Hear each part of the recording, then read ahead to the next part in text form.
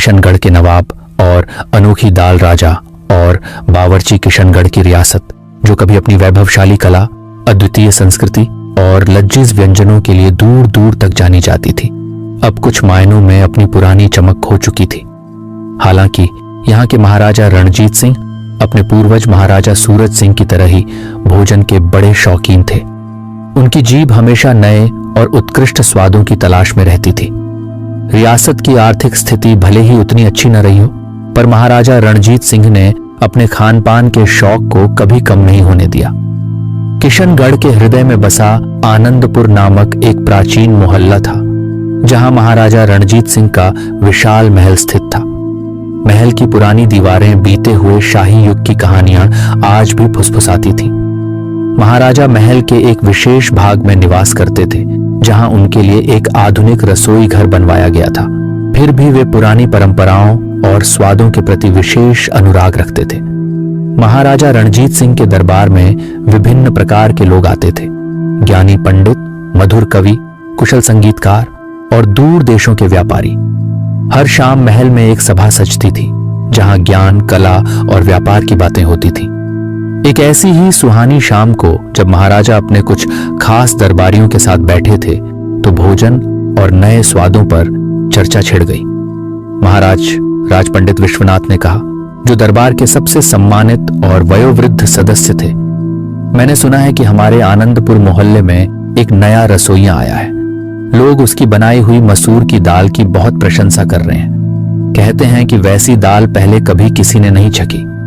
महाराजा रणजीत सिंह की आंखें कौतूहल से चमक उठी। उनका मन तुरंत उस नई दाल का स्वाद लेने के लिए बेचैन हो गया। स्वादिष्ट भोजन की चर्चा हमेशा उन्हें उत्साहित कर देती थी। क्या सच में पंडित जी? महाराजा ने उत्सुकता से पूछा। कैसी बनाता है वह दाल? क्या उसमें कोई विशेष बात है?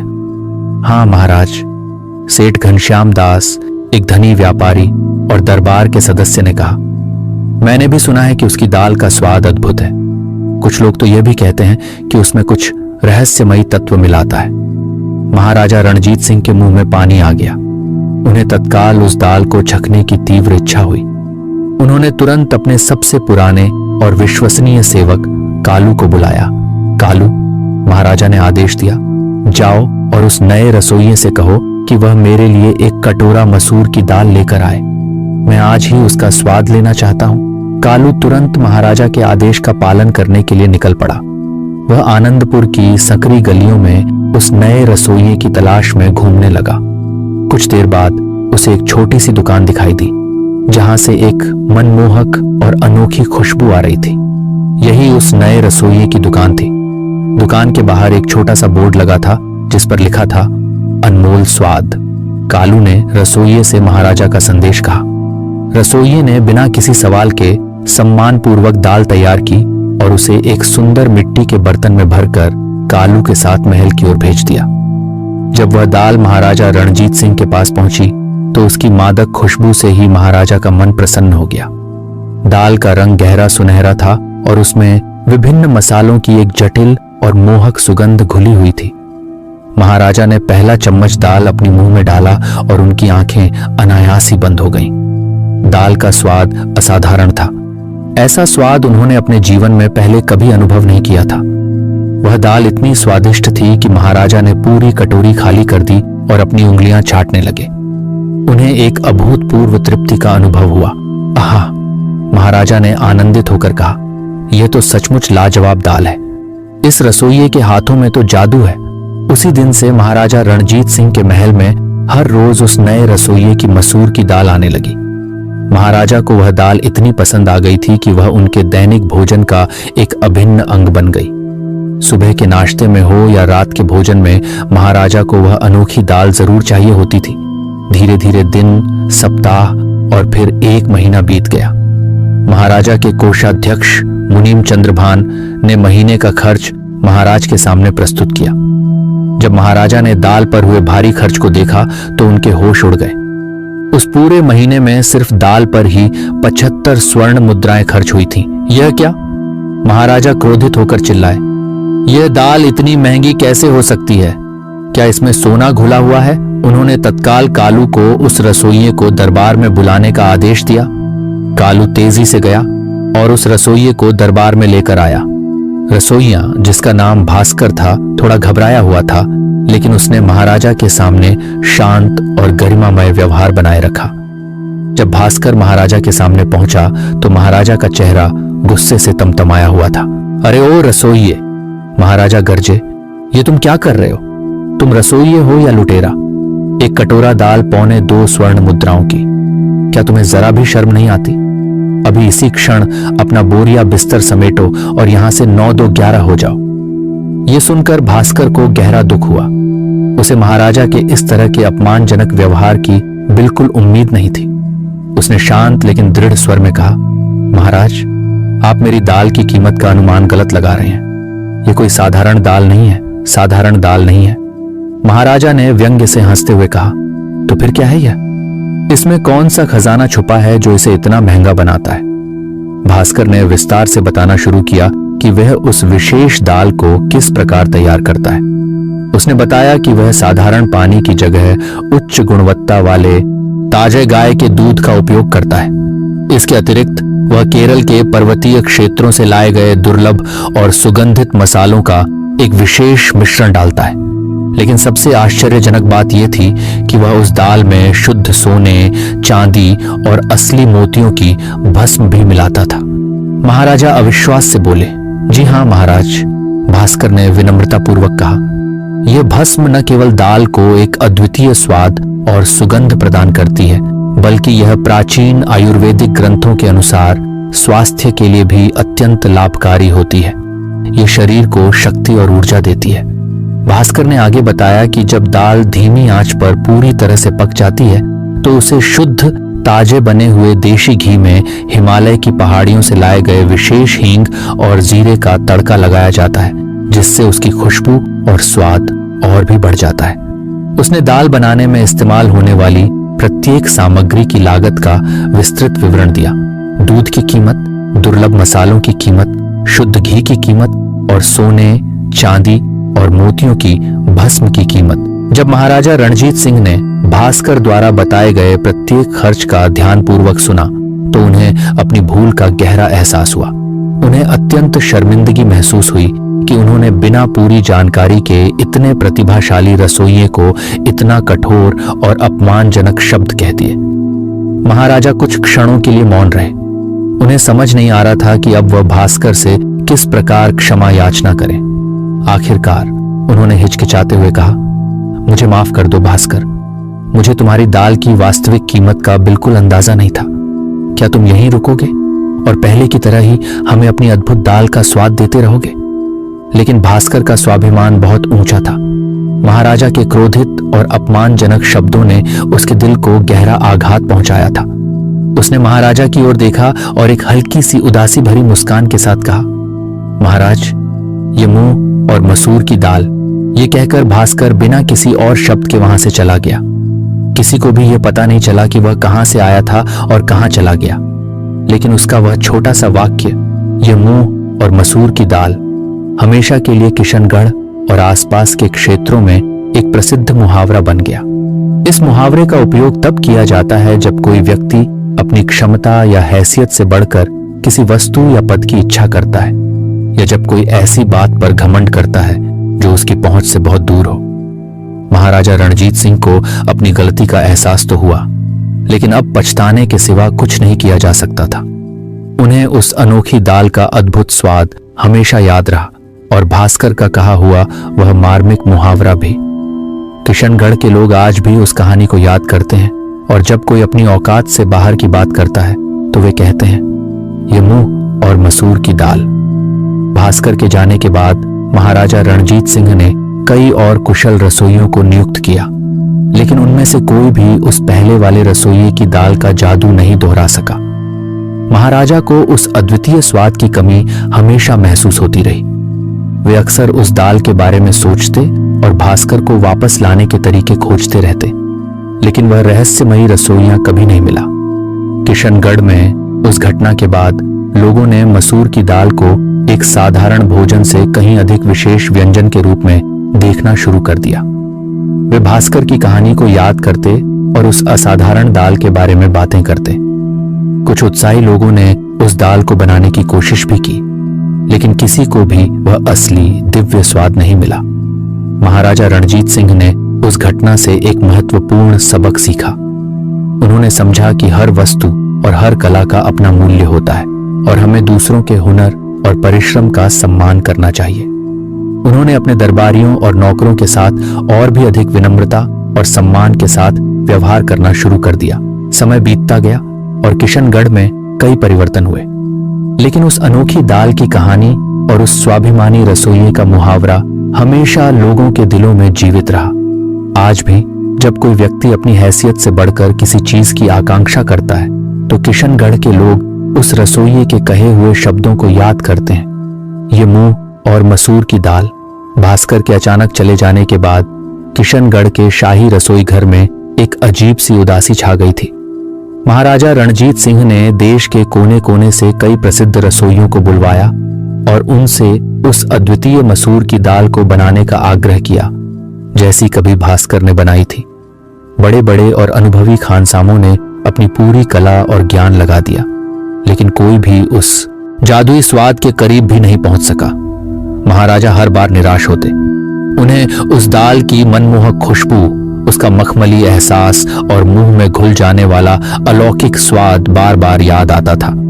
उनकी जीभ उस अनुपम स्वाद के लिए तरसती रहती थी। राजकीय भोजों में तरह तरह के स्वादिष्ट व्यंजन परोसे जाते, लेकिन महाराजा का मन कहीं और ही खोया रहता। उन्हें वह साधारण सी दिखने वाली पर असाधारण स्वाद वाली मसूर की दाल ही याद आती थी। एक दिन महाराजा अपने बुद्धिमान और अनुभवी दीवान पंडित सत्यप्रकाश के साथ बैठे हुए थे। उनके चेहरे पर गहरी उदासी छाई हुई थी। दीवान जी, महाराजा ने गहरी सांस लेते हुए कहा, वो अद्भुत रसोइया कहां चला गया होगा? क्या उसे ढूंढने का कोई उपाय नहीं है? मेरी तो भूख भी मर गई है। किसी भी भोजन में वह पहले जैसा स्वाद नहीं मिलता।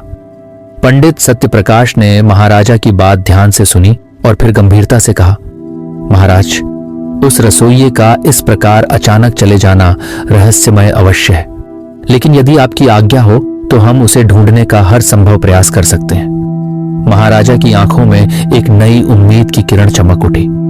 सच कह रहे हो दीवान जी? क्या तुम उसे ढूंढ सकते हो? कोशिश करने में क्या हानि है महाराज?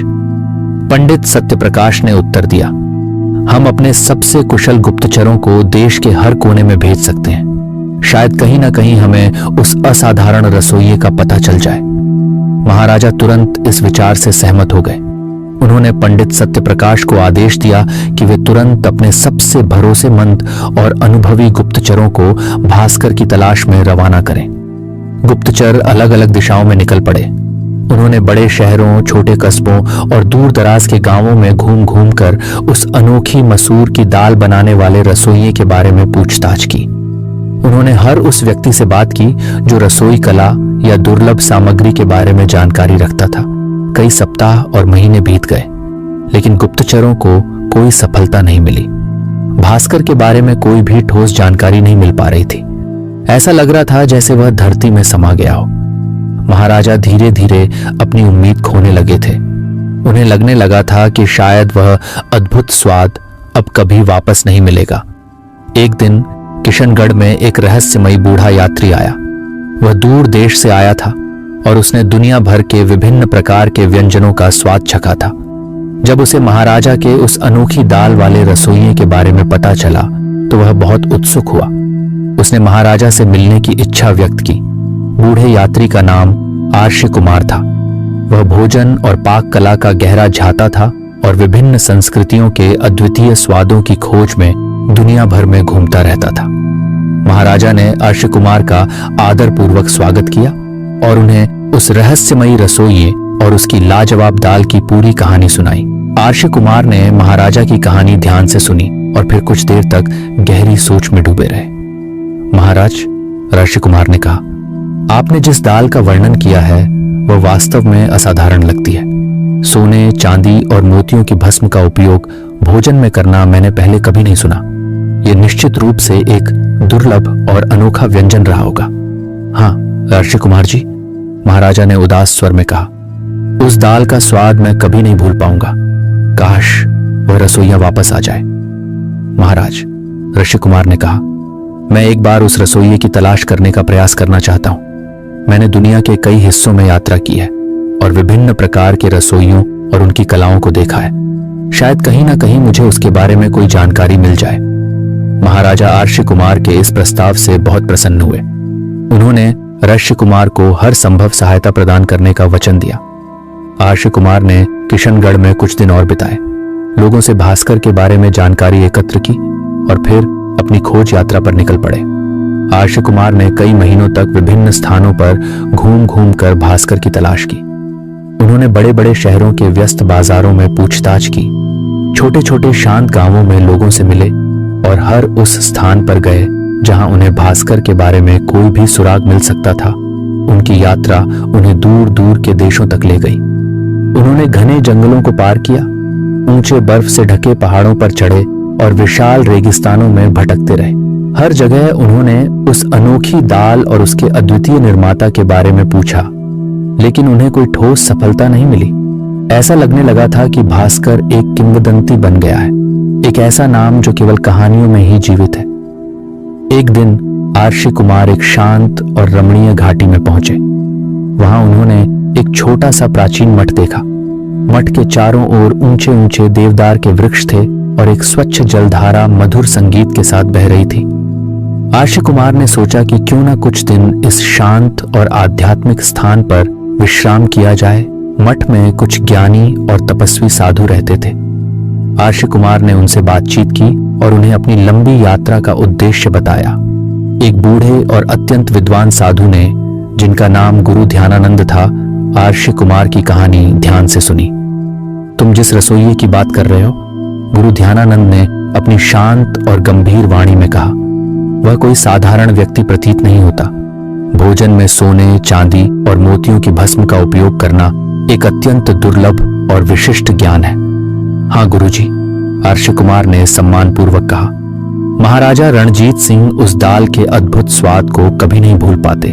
संभवतः वह रसोइया किसी प्राचीन ज्ञान या गुप्त परंपरा से जुड़ा हुआ है। गुरु ध्यानानंद ने कहा, ऐसी कलाएं अक्सर गोपनीय रखी जाती हैं और केवल कुछ विशेष लोगों को ही सिखाई जाती हैं। आर्षि कुमार को गुरु ध्यानानंद की बातों में सच्चाई दिखाई दी। उन्होंने गुरुजी से भास्कर के बारे में और अधिक जानने का प्रयास किया, लेकिन गुरुजी ने अधिक जानकारी देने से इनकार कर दिया। उन्होंने केवल इतना कहा कि कुछ रहस्य समय आने पर स्वयं ही प्रकट होते हैं। कुछ दिन मठ में शांति और ध्यान में बिताने के बाद आर्षि कुमार ने अपनी यात्रा फिर से शुरू की। वह थोड़ा निराश जरूर थे कि उन्हें कोई ठोस सुराग नहीं मिला था, लेकिन उन्होंने अपनी दृढ़ इच्छा शक्ति को बनाए रखा। उन्हें गहरा विश्वास था कि एक दिन उन्हें उस असाधारण रसोइये के बारे में अवश्य पता चलेगा। उनकी अनवरत खोज जारी रही। अपनी अथक और लंबी यात्रा के दौरान आर्षि कुमार ने अनगिनत लोगों से मुलाकात की। कुछ लोगों ने भास्कर के बारे में सुना था, लेकिन कोई भी उसकी सही पहचान या वर्तमान ठिकाना नहीं बता सका। ऋषि कुमार शारीरिक और मानसिक रूप से थकने लगे थे, लेकिन महाराजा रणजीत सिंह के प्रति उनकी अटूट निष्ठा और उस अद्वितीय स्वाद को फिर से जानने की तीव्र इच्छा ने उन्हें हर मुश्किल को पार करते हुए आगे बढ़ने के लिए प्रेरित किया। एक दिन ऋषि कुमार एक छोटे से एकांत पहाड़ी गांव में पहुंचे। गांव बहुत ही शांत और मनोरम था। चारों तरफ ऊंचे ऊंचे हरे भरे पहाड़ थे और उनके बीच में रंगीन फूलों से सजे खेत फैले हुए थे। आर्षि कुमार ने गांव के एक साधारण से सराय में रात बिताने का निर्णय लिया। सराय का मालिक एक वृद्ध और अत्यंत मिलनसार व्यक्ति था, जिसका नाम देवराज था। देवराज ने आर्षि कुमार का हार्दिक स्वागत किया और उन्हें आरामदायक आवास और स्वादिष्ट भोजन प्रदान किया। रात के भोजन के बाद जब आर्षि कुमार देवराज के साथ बैठकर बातचीत कर रहे थे, तो उन्होंने किशनगढ़ के महाराजा और उस रहस्यमयी रसोइये की अद्भुत कहानी सुनाई। देवराज ने आर्षि कुमार की कहानी बड़े ध्यान से सुनी। जब आर्षि कुमार ने दाल में सोने, चांदी और मोतियों की भस्म डालने की विशेष बात बताई, तो देवराज की बूढ़ी आंखों में एक क्षण के लिए चमक दिखाई दी। क्या आपने कहा कि वह रसोइया अपनी दाल में सोने, चांदी और मोतियों की भस्म का उपयोग करता था? देवराज ने कुछ आश्चर्य और जिज्ञासा के साथ पूछा। हाँ, ऋषि कुमार ने कुछ अचरज से उत्तर दिया। क्या आपको इस बारे में कुछ जानकारी है? देवराज ने कुछ देर तक अपनी यादों में खोए रहे, मानो किसी पुरानी और धुंधली स्मृति को ताजा करने की कोशिश कर रहे हों। फिर उन्होंने धीरे धीरे बोलना शुरू किया। बहुत वर्ष पहले जब मैं एक युवा था, एक असाधारण रूप से प्रतिभाशाली रसोइया हमारे गांव में आया था। वह पारंपरिक व्यंजनों को एक नए और अनूठे तरीके से बनाता था और ऐसा लगता था जैसे उसके हाथों में कोई दैवीय शक्ति हो। उसने भी अपनी कुछ विशेष कृतियों में कुछ असामान्य और कीमती सामग्री का उपयोग किया था। आर्षी कुमार का हृदय तेजी से धड़कने लगा। क्या यह वही भास्कर हो सकता है जिसकी वह इतने लंबे समय से तलाश कर रहे थे? क्या आपको उसका नाम याद है? ऋषि कुमार ने उत्सुकता से पूछा। उसका नाम, हाँ, मुझे धुंधला धुंधला याद आ रहा है। गांव के लोग उसे अमोल कहते थे क्योंकि उसकी हर रचना अनमोल और अद्वितीय होती थी। देवराज ने अपनी स्मृति पर जोर देते हुए कहा। आर्षी कुमार की खुशी का कोई ठिकाना नहीं रहा। उन्हें ऐसा महसूस हुआ जैसे उनकी लंबी और कठिन खोज अब समाप्त होने वाली है। क्या वह अभी भी इस गांव में रहता है? आर्षी कुमार ने अधीरता से पूछा। देवराज ने उदासी से अपना सिर हिलाया। नहीं, वह कई वर्ष पहले यहां से चला गया। उसने कहा था कि वह एक ऐसी जगह की तलाश में जा रहा है जहां उसकी असाधारण प्रतिभा को पहचाना और सराहा जाए। आर्षी कुमार का उत्साह थोड़ा कम हुआ, लेकिन उन्होंने अपनी उम्मीद नहीं छोड़ी। क्या आपको पता है कि वह कहां गया? उसने बताया था कि वह किसी बड़े और समृद्ध शहर में जाएगा जहां बड़े बड़े राजा और महाराजा रहते हों। देवराज ने जानकारी दी। उसे उम्मीद थी कि वहां उसे अपनी अद्वितीय पाक कला का प्रदर्शन करने का अवसर मिलेगा। आर्षी कुमार को तुरंत लगा कि शायद वही अमोल किशनगढ़ गया था और भास्कर बन गया था। क्या उसने कभी किशनगढ़ के बारे में कुछ कहा था? आर्षी कुमार ने पूछा। देवराज ने अपनी याददाश्त पर जोर दिया। हाँ, मुझे याद आ रहा है। एक बार उसने कहा था कि किशनगढ़ एक सुंदर और ऐतिहासिक रियासत है और वहां के महाराजा भोजन के बहुत शौकीन माने जाते हैं। आर्षी कुमार को अब लगभग पूरा विश्वास हो गया था कि अमोल, जिसे गांव में अनमोल कहा जाता था, वही रहस्यमयी बावर्ची भास्कर था जिसने महाराजा रणजीत सिंह के लिए वह अद्भुत मसूर की दाल बनाई थी। क्या आपको उसका कोई और पता या कोई विशेष पहचान याद है? आर्षी कुमार ने पूछा। देवराज ने कहा कि उन्हें उससे जुड़ी और कोई खास जानकारी याद नहीं है, लेकिन उन्होंने यह जरूर बताया कि वह रसोइया बहुत ही स्वाभिमानी और अपनी कला के प्रति अत्यधिक समर्पित था। वह अपनी प्रतिभा को मामूली चीजों के लिए बर्बाद नहीं करना चाहता था। आर्षी कुमार ने देवराज का हृदय से धन्यवाद किया और अगले दिन किशनगढ़ वापस जाने का निर्णय लिया। उनके पास अब एक नया और महत्वपूर्ण सुराग था और उन्हें पूरी उम्मीद थी कि वह अमोल यानी भास्कर को ढूंढने में अवश्य सफल होंगे। किशनगढ़ पहुंचकर आर्षी कुमार सीधे महाराजा रणजीत सिंह के पास गए और उन्हें अपनी लंबी यात्रा और देवराज से हुई महत्वपूर्ण मुलाकात के बारे में विस्तार से बताया। महाराजा यह सुनकर अत्यंत उत्साहित हुए तो उसका असली नाम अमोल था।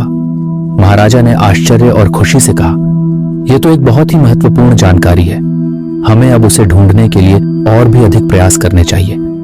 महाराजा ने तुरंत अपने सबसे कुशल गुप्तचरों को फिर से सक्रिय कर दिया। इस बार उन्हें अमोल नाम के एक प्रतिभाशाली रसोइये की तलाश करने का विशेष आदेश दिया गया, जिसने कुछ समय पहले किशनगढ़ में भास्कर नाम से काम किया था और जो अपनी असाधारण पाक कला और कुछ कीमती सामग्रियों के उपयोग के लिए जाना जाता था। गुप्तचरों को उसके गांव और उसके पिछले जीवन के बारे में भी जानकारी इकट्ठा करने के लिए कहा गया। कुछ दिनों की गहन तलाश के बाद गुप्तचरों को एक और महत्वपूर्ण जानकारी मिली।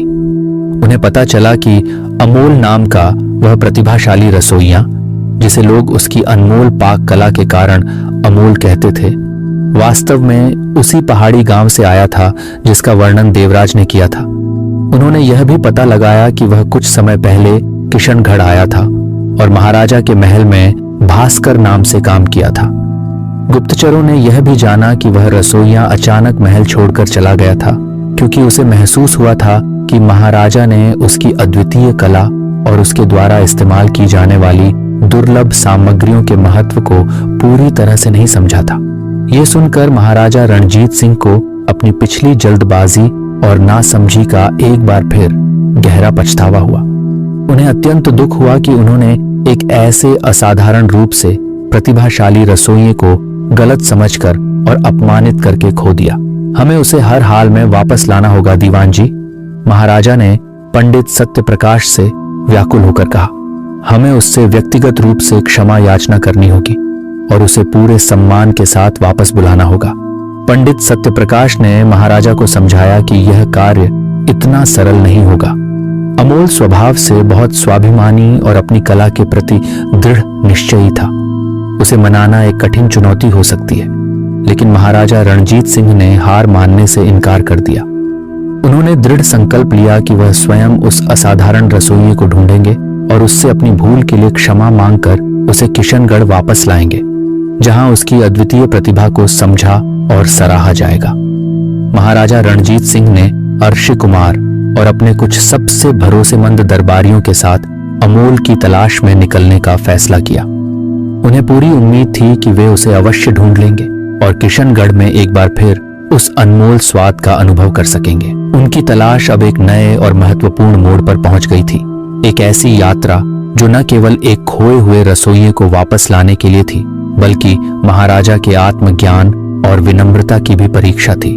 महाराजा रणजीत सिंह, आर्ष कुमार और उनके कुछ विश्वस्त दरबारी एक छोटी लेकिन सुसज्जित टुकड़ी के साथ अमोल की तलाश में निकल पड़े। उन्होंने उसी पहाड़ी गांव की ओर प्रस्थान किया जिसका वर्णन देवराज ने किया था। महाराजा का मन पश्चाताप और उम्मीद की मिश्रित भावनाओं से भरा हुआ था। उन्हें अपनी पिछली जल्दबाजी पर गहरा अफसोस था और वे किसी भी कीमत पर अमोल से मिलकर अपनी गलती सुधारना चाहते थे। पहाड़ी गांव पहुंचकर महाराजा ने देवराज से मुलाकात की और उनसे अमोल के संभावित ठिकानों के बारे में और जानकारी प्राप्त करने की कोशिश की।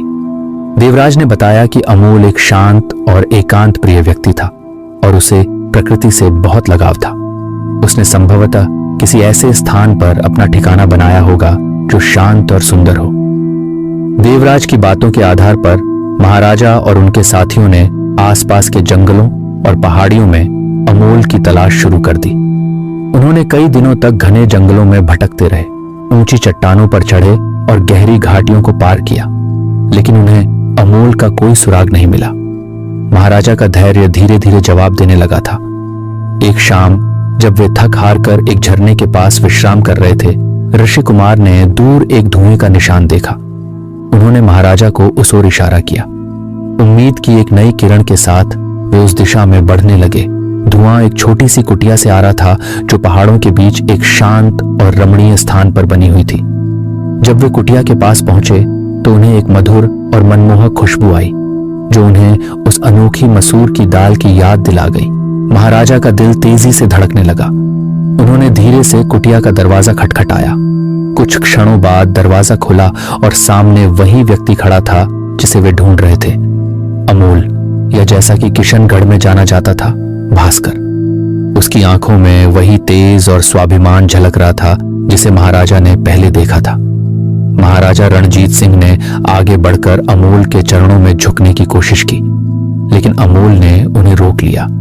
महाराज, अमोल ने शांत स्वर में कहा, आप ये क्या कर रहे हैं? अमोल, महाराजा ने पश्चाताप भरे स्वर में कहा, मुझे अपनी गलती का एहसास हो गया है। मैंने तुम्हारे अद्वितीय हुनर का सम्मान नहीं किया और तुम्हें अपमानित किया। कृपया मुझे क्षमा कर दो और किशनगढ़ वापस चलो। मैं तुम्हें वह सम्मान और पहचान दूंगा जिसके तुम हकदार हो। अमोल ने महाराजा की आंखों में देखा। वह उनके पश्चाताप को महसूस कर सकता था। कुछ देर तक मौन रहने के बाद अमोल ने कहा, महाराज, मेरा अपमान केवल मेरी कला का अपमान नहीं था, बल्कि उस ज्ञान और परंपरा का भी अपमान था जो मुझे विरासत में मिला है। वह दाल सिर्फ कुछ सामग्रियों का मिश्रण नहीं थी, बल्कि उसमें अनमोल तत्वों का सार था। मैं समझता हूं अमोल, महाराजा ने कहा, और मुझे अपनी नासमझी पर बहुत दुख है। मैं तुम्हें वचन देता हूं कि किशनगढ़ में तुम्हें वह स्थान मिलेगा जो एक सच्चे कलाकार को मिलना चाहिए। अमोल कुछ देर तक सोचता रहा, फिर उसने कहा, महाराज, मैं वापस किशनगढ़ चलने के लिए तैयार हूं, लेकिन मेरी कुछ शर्तें हैं। महाराजा तुरंत सहमत हो गए। तुम्हारी हर शर्त मंजूर है, अमोल ने कहा कि वह शाही रसोई घर का प्रमुख बनेगा और उसे अपनी कला को पूरी स्वतंत्रता के साथ प्रदर्शित करने की अनुमति दी जाएगी। इसके अलावा वह अपनी दाल और अन्य विशेष व्यंजनों के लिए दुर्लभ और कीमती सामग्रियों का उपयोग करने के लिए स्वतंत्र होगा और उनकी कीमत पर कभी कोई सवाल नहीं उठाया जाएगा। महाराजा ने तुरंत अमोल की सभी शर्तें स्वीकार कर लीं। उन्होंने अमोल से विनम्रतापूर्वक किशनगढ़ वापस चलने का आग्रह किया। अमोल महाराज के पश्चाताप और उनके वादे से प्रभावित हुआ। उसने किशनगढ़ वापस चलने का फैसला किया। जब अमोल महाराजा रणजीत सिंह और उनके दरबारियों के साथ किशनगढ़ वापस पहुंचा तो पूरे शहर में खुशी की लहर दौड़ गई। लोगों को उस अद्भुत रसोइये के बारे में पता चल गया था और वे उसे वापस पाकर बहुत खुश थे। महाराजा ने अमोल का भव्य स्वागत किया और उसे शाही रसोई घर का प्रमुख नियुक्त किया। अमोल ने अपनी कला का प्रदर्शन फिर से शुरू किया और किशनगढ़ के लोग एक बार फिर उसकी अद्वितीय और स्वादिष्ट व्यंजनों का आनंद लेने लगे। उसकी मसूर की दाल फिर से महाराजा की पसंदीदा बन गई, लेकिन इस बार महाराजा ने कभी भी उसकी कीमत या उसके बनाने की विधि पर सवाल नहीं उठाया। उन्होंने अमोल और उसकी कला का पूरा सम्मान किया। अमोल ने किशनगढ़ में रहकर कई नए और अद्भुत व्यंजन बनाए जिनमें दुर्लभ और कीमती सामग्रियों का उपयोग किया जाता था। उसकी पाक कला ने किशनगढ़ की ख्याति को और भी बढ़ाया और इस प्रकार किशनगढ़ के महाराजा रणजीत सिंह ने अपनी भूल सुधार ली और एक अनमोल प्रतिभा का सम्मान करके अपनी रियासत को और भी समृद्ध बनाया। उस रसोइये की कहानी और उसका कहा हुआ मुहावरा, ये मुंह और मसूर की दाल, आज भी किशनगढ़ के लोगों को विनम्रता और दूसरों के हुनर का सम्मान करने की याद दिलाता है। चलिए चलते हैं अगली कहानी की तरफ। सूर्यपुर के महाराजा भोगीलाल एक ऐसे शासक थे जिन्हें स्वादिष्ट भोजन और गहरी नींद से बेहद प्रेम था। पिछली रात उन्होंने शाही रसोइये के हाथों बने लाजवाब केसरिया जलेबी का इतना स्वाद लिया था कि सुबह उनकी नींद भारी हो रही थी। तभी एक अप्रिय ध्वनि ने उनकी शांति भंग कर दी। टक टक टक टक। महाराजा ने अपनी रेशमी चादर को अपने कानों पर कसकर लपेट लिया। क्या इन मरम्मत वालों को महल में काम करने के लिए यही अशुभ घड़ी मिली? वह अपनी पत्नी महारानी लावण्यवती से बुदबुदाए, जो उनकी बगल में गहरी नींद में डूबी अगले राजसी उत्सव के स्वप्न देख रही थी। टक टक टक टक। यह क्या बकवास है? भोगीलाल गरजे, मैं सूर्यपुर का महाराजा हूं और मैं इस टकटक की आवाज को तुरंत बंद करने का आदेश देता हूं। वह भारी मन से उठे, अपनी विशाल तोंद पर कशीदाकारी वाला पटका बांधा और झल्लाते हुए महल का मुख्य द्वार खोला। बाहर शाही प्रहरी चिंता और घबराहट से इधर उधर ताक रहे थे। यह कैसा कोलाहल है? महाराजा ने अपने अंगरक्षकों पर क्रोधित दृष्टि डाली। महाराज, हमें क्षमा करें, हमें इसका कोई ज्ञान नहीं, एक अंगरक्षक थरथराते हुए बोला। उसका स्वर भय से कांप रहा था। हम इस ध्वनि के स्रोत की खोज कर रहे हैं, लेकिन अभी तक हमें कुछ भी नहीं मिला। मूर्ख, राजा धीरे से फुसफुसाए। उनका चेहरा गुस्से से तमतमा रहा था।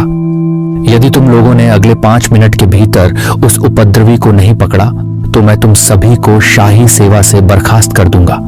उनकी आवाज महल की दीवारों से टकराकर गूंज उठी। टक टक टक टक। भयभीत अंगरक्षकों ने तुरंत सेनापति प्रचंड सिंह को संदेश भेजा। प्रचंड सिंह एक विशालकाय योद्धा था जिसकी ऊंचाई 6 फीट से अधिक और चौड़ाई लगभग 3 फीट थी। उसकी लंबी घुमावदार मूंछें, जो उसके चेहरे के दोनों ओर गर्व से लहराती थी, पूरे राज्य में भय का संचार करती थी। सेनापति महोदय, कृपया इस कष्टदायक टकटक की आवाज के कर्ता धर्ता को ढूंढने में हमारी सहायता करें, अन्यथा हम सभी अपनी जीविका खो देंगे। एक प्रहरी गिड़गिड़ाया। बेवकूफ, प्रचंड सिंह ने अपनी गहरी आवाज में कहा। उसने तुरंत कुछ सबसे सक्षम सिपाहियों को इकट्ठा किया। टक टक टक टक। तैयार हो जवानों, उसने गर्जना की। जाओ और इस घुसपैठिए को तुरंत ढूंढ निकालो। सिपाहियों का दल महल के हर कोने में छानबीन करने लगा। उन्होंने हर खिड़की में झांका, सोते हुए नौकरों और राजकुमारियों को भी जगा दिया। उन्होंने सभी संदूकों और पेटियों को खोला, उनके अंदर झांका। उन्होंने महल की हर दीवार को ठोक ठोक कर देखा, मानो वे किसी छिपी हुई सुरंग या गुप्त कक्ष की तलाश कर रहे हों। उनकी इस जोरदार तलाशी ने महल में इतना शोर मचा दिया कि उस रात कोई भी शांति से सो नहीं सका। टक टक टक टक। अगले दिन महाराजा भोगीलाल देर से जागे और दरबार में विलंब से पहुंचे। उनके सामने पहला मामला प्रस्तुत किया गया। दो किसान एक दुर्बल गाय पर अपना अपना स्वामित्व जता रहे थे। ये मेरी गाय है, पहले किसान ने दावा किया। उसके चेहरे पर हताशा और दृढ़ता का मिश्रण था। नहीं महाराज, दूसरा किसान बोला। उसके स्वर में आत्मविश्वास था। मैं पिछले 2 वर्षों से इस गाय का दूध दो रहा हूं। यह मेरी आजीविका का एकमात्र साधन है। अच्छा जी? पहला किसान व्यंग्य से हंसा। मैं तो इस गाय के दूध से बनी मिठाइयां पिछले 3 वर्षों से ग्राम देवी को चढ़ा रहा हूं। क्या यह स्वामित्व का पर्याप्त प्रमाण नहीं है? मेरा सिर दर्द से फटा जा रहा है, महाराजा ने अपने प्रधानमंत्री बुद्धिसागर से कराहते हुए कहा। पिछली रात का भारी भोजन अभी भी मेरे पेट में गुड़गुड़ कर रहा है। ऐसा करो, इस गाय के 2 टुकड़े कर दो और दोनों को आधा आधा दे दो। मैं अब और उनकी शिकायतें नहीं सुनना चाहता। ओह महाराज, बात यह है कि झगड़ा गाय को लेकर है, बुद्धिसागर ने धीरे से कहा। उनके चेहरे पर चिंता की लकीरें स्पष्ट थीं। उसके 2 टुकड़े करना किसी भी तरह से बुद्धिमानी का कार्य नहीं है। बुद्धिसागर के अनगिनत कर्तव्यों में महाराजा भोगीलाल को उनके थके हुए या भूखे होने पर मूर्खतापूर्ण निर्णय लेने से रोकना भी शामिल था। दुर्भाग्य से ऐसे अवसर अक्सर आते रहते थे और इसी चिंता ने बुद्धिसागर के सिर के बालों को समय से पहले ही सफेद कर दिया था। माथे पर हाथ मारते हुए महाराजा बोले, ओह, तुम ठीक कह रहे हो। जरा सोचो, 3 रातें बिना सोए मैं एक न्यायप्रिय और बुद्धिमान राजा कैसे बना रह सकता हूं? महाराजा भोगीलाल ने बुद्धिसागर को उस रहस्यमयी टकटक की आवाज के बारे में बताया जिसने उनकी रातों की नींद हराम कर दी थी। राहत की सांस लेते हुए प्रधानमंत्री ने मुस्कुराते हुए कहा, महाराज, मुझे पता है कि इस मामले में सही सहायता कौन कर पाएगा। उस रात जब पूरा महल गहरी नींद में डूबा हुआ था, बुद्धिसागर शाही उद्यान के प्रभारी वनपाल चतुर सिंह को महाराजा के निजी कक्ष में ले आए। टक टक टक टक उस कष्टदायक ध्वनि को सुनते ही चतुर सिंह तुरंत अपने आवास की ओर दौड़ा।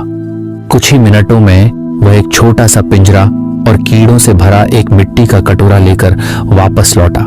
चतुर सिंह ने शाही बढ़ई को उस स्थान पर एक छोटा सा छेद करने का निर्देश दिया जहां से वह अजीबोगरीब आवाज आ रही थी। फिर उसने कीड़ों से भरा कटोरा उस छेद के पास रख दिया। कमरे में उपस्थित सभी लोग उत्सुकता और थोड़ी घबराहट के साथ पीछे हट गए। अचानक पूर्ण सन्नाटा छा गया। कुछ क्षण बाद एक लंबी पतली पीली चोंच वाला लाल और भूरे रंग का एक छोटा सा पक्षी फुदक कर उस छेद से बाहर निकला और सीधे कीड़ों से भरे कटोरे में कूद गया। खटाक! पिंजरा तेजी से नीचे गिरा और उस छोटे से पक्षी को कैद कर लिया। महाराजा ने विस्मय से कहा, इतना छोटा सा पक्षी और इतना जोर का शोर। आप सभी का धन्यवाद, आपने वास्तव में राज्य की एक बड़ी सेवा की है। अगली सुबह तरोताजा और अच्छी नींद के बाद महाराजा भोगीलाल दरबार में समय से पहले पहुंच गए। वनपाल चतुर सिंह उनके सामने विनम्रता पूर्वक खड़ा था। महाराज, मैं इस पक्षी को अपने पास नहीं रख सकता। क्या हुआ? राजा ने उत्सुकता से पूछा। महाराज, इस टकटक की आवाज के कारण शाही उद्यान का एक भी जानवर रात भर सो नहीं पाया। अब सभी जानवर गहरी नींद में सो रहे हैं और चिड़ियाघर देखने आए बच्चे जानवरों को सोते हुए देखकर बहुत दुखी हो रहे हैं। राजा ने कहा। उनकी आंखें उस छोटे से पक्षी पर टिकी थीं। वह मन ही मन सोच रहे थे कि क्या इस पक्षी के मांस के स्वादिष्ट टिक्के बनाए जा सकते हैं। प्रधानमंत्री बुद्धिसागर ने दृढ़ता से कहा, नहीं महाराज, हम इस पक्षी को नहीं मार सकते। वे महाराजा के विचारों को अच्छी तरह से जानते थे। ये एक बहुत ही दुर्लभ पक्षी है और इसे भाग्यशाली माना जाता है। राजा ने पूछा, तो फिर इसका क्या किया जाए? यदि उद्यान के जानवर यह शोर सहन नहीं कर सकते तो मेरी प्रजा भी इसे बिल्कुल बर्दाश्त नहीं कर पाएगी और मेरे राज्य के लोग थके हुए और नींद से वंचित नहीं रह सकते। तभी एक अन्य मंत्री वीरसेन हिम्मत करके आगे आया। महाराज, यदि आपकी अनुमति हो तो मैं इस पक्षी को अपने पास रखना चाहता हूं। मेरे घर में हाल ही में एक पुत्र का जन्म हुआ है जिसके रोने के कारण हम रात भर जागते रहते हैं। ओहो! बुद्धिसागर चिल्ला उठा। हमें इस अद्भुत पक्षी के लिए कोई उपयुक्त स्थान खोजना होगा। हमें टकटक पक्षी के लिए ऐसी जगह तलाशनी चाहिए जहां कोई भी रात भर न सोता हो। मुझे एक उपाय मिल गया है और इस प्रकार सीमा की रखवाली करने वाली सैनिकों की टुकड़ी का साथ देने के लिए टकटक पक्षी को सूर्यपुर के महल से बहुत दूर सीमा पर भेज दिया गया। उसने हर रात सीमा पर तैनात जवानों को जगाए रखने का काम इतनी कुशलता से किया कि उसे जल्द ही राज्य का राष्ट्रीय पक्षी घोषित कर दिया गया। सैनिकों की सतर्कता के कारण महाराजा के शत्रु सूर्यपुर के पास भी नहीं भटक पाते थे। वे आपस में फुसफुसाते थे कि इस राज्य का नाम सूर्यपुर के बजाय जागपुर रख देना चाहिए। इस अनोखे पक्षी का नाम जागरूक रखा गया, जो हमेशा सतर्क रहने का प्रतीक बन गया। जागरूक, जिसे अब पूरे सूर्यपुर में जागरूक के नाम से जाना जाने लगा था, सीमा पर सैनिकों के शिविर में एक नए जीवन की शुरुआत कर रहा था। उसकी छोटी सी उपस्थिति ने सीमा पर तैनात सैनिकों के दैनिक जीवन में एक अप्रत्याशित बदलाव ला दिया था। पहले लंबी और नीरस रातें अक्सर थकान और ऊब से भरी होती थी, जिससे कभी कभी सैनिकों की चौकसी में कमी आ जाती थी। लेकिन अब जागरूक की लगातार टक टक की आवाज ने उन्हें हर पल सतर्क रहने के लिए मजबूर कर दिया था। सैनिक, जो पहले इस अजीबोगरीब पक्षी के आगमन से थोड़े परेशान थे, धीरे धीरे उसकी अनूठी क्षमता को समझने लगे थे। जागरूक की आवाज, हालांकि महाराजा भोगीलाल के लिए एक रात का खलल थी, सीमा पर तैनात सैनिकों के लिए एक वरदान साबित हुई। ये उन्हें नींद से जगाए रखती थी, उन्हें संभावित खतरों के प्रति सचेत करती थी और उनकी सामूहिक सतर्कता को बढ़ाती थी। कप्तान रणधीर सिंह, जो सीमा पर सैनिकों की एक टुकड़ी के प्रभारी थे, शुरू में जागरूक की लगातार आवाज से थोड़े चिढ़ गए थे। उन्हें शांत रातें पसंद थी, जब तारे आकाश में टिमटिमाते थे और शिविर में शांति छाई रहती थी।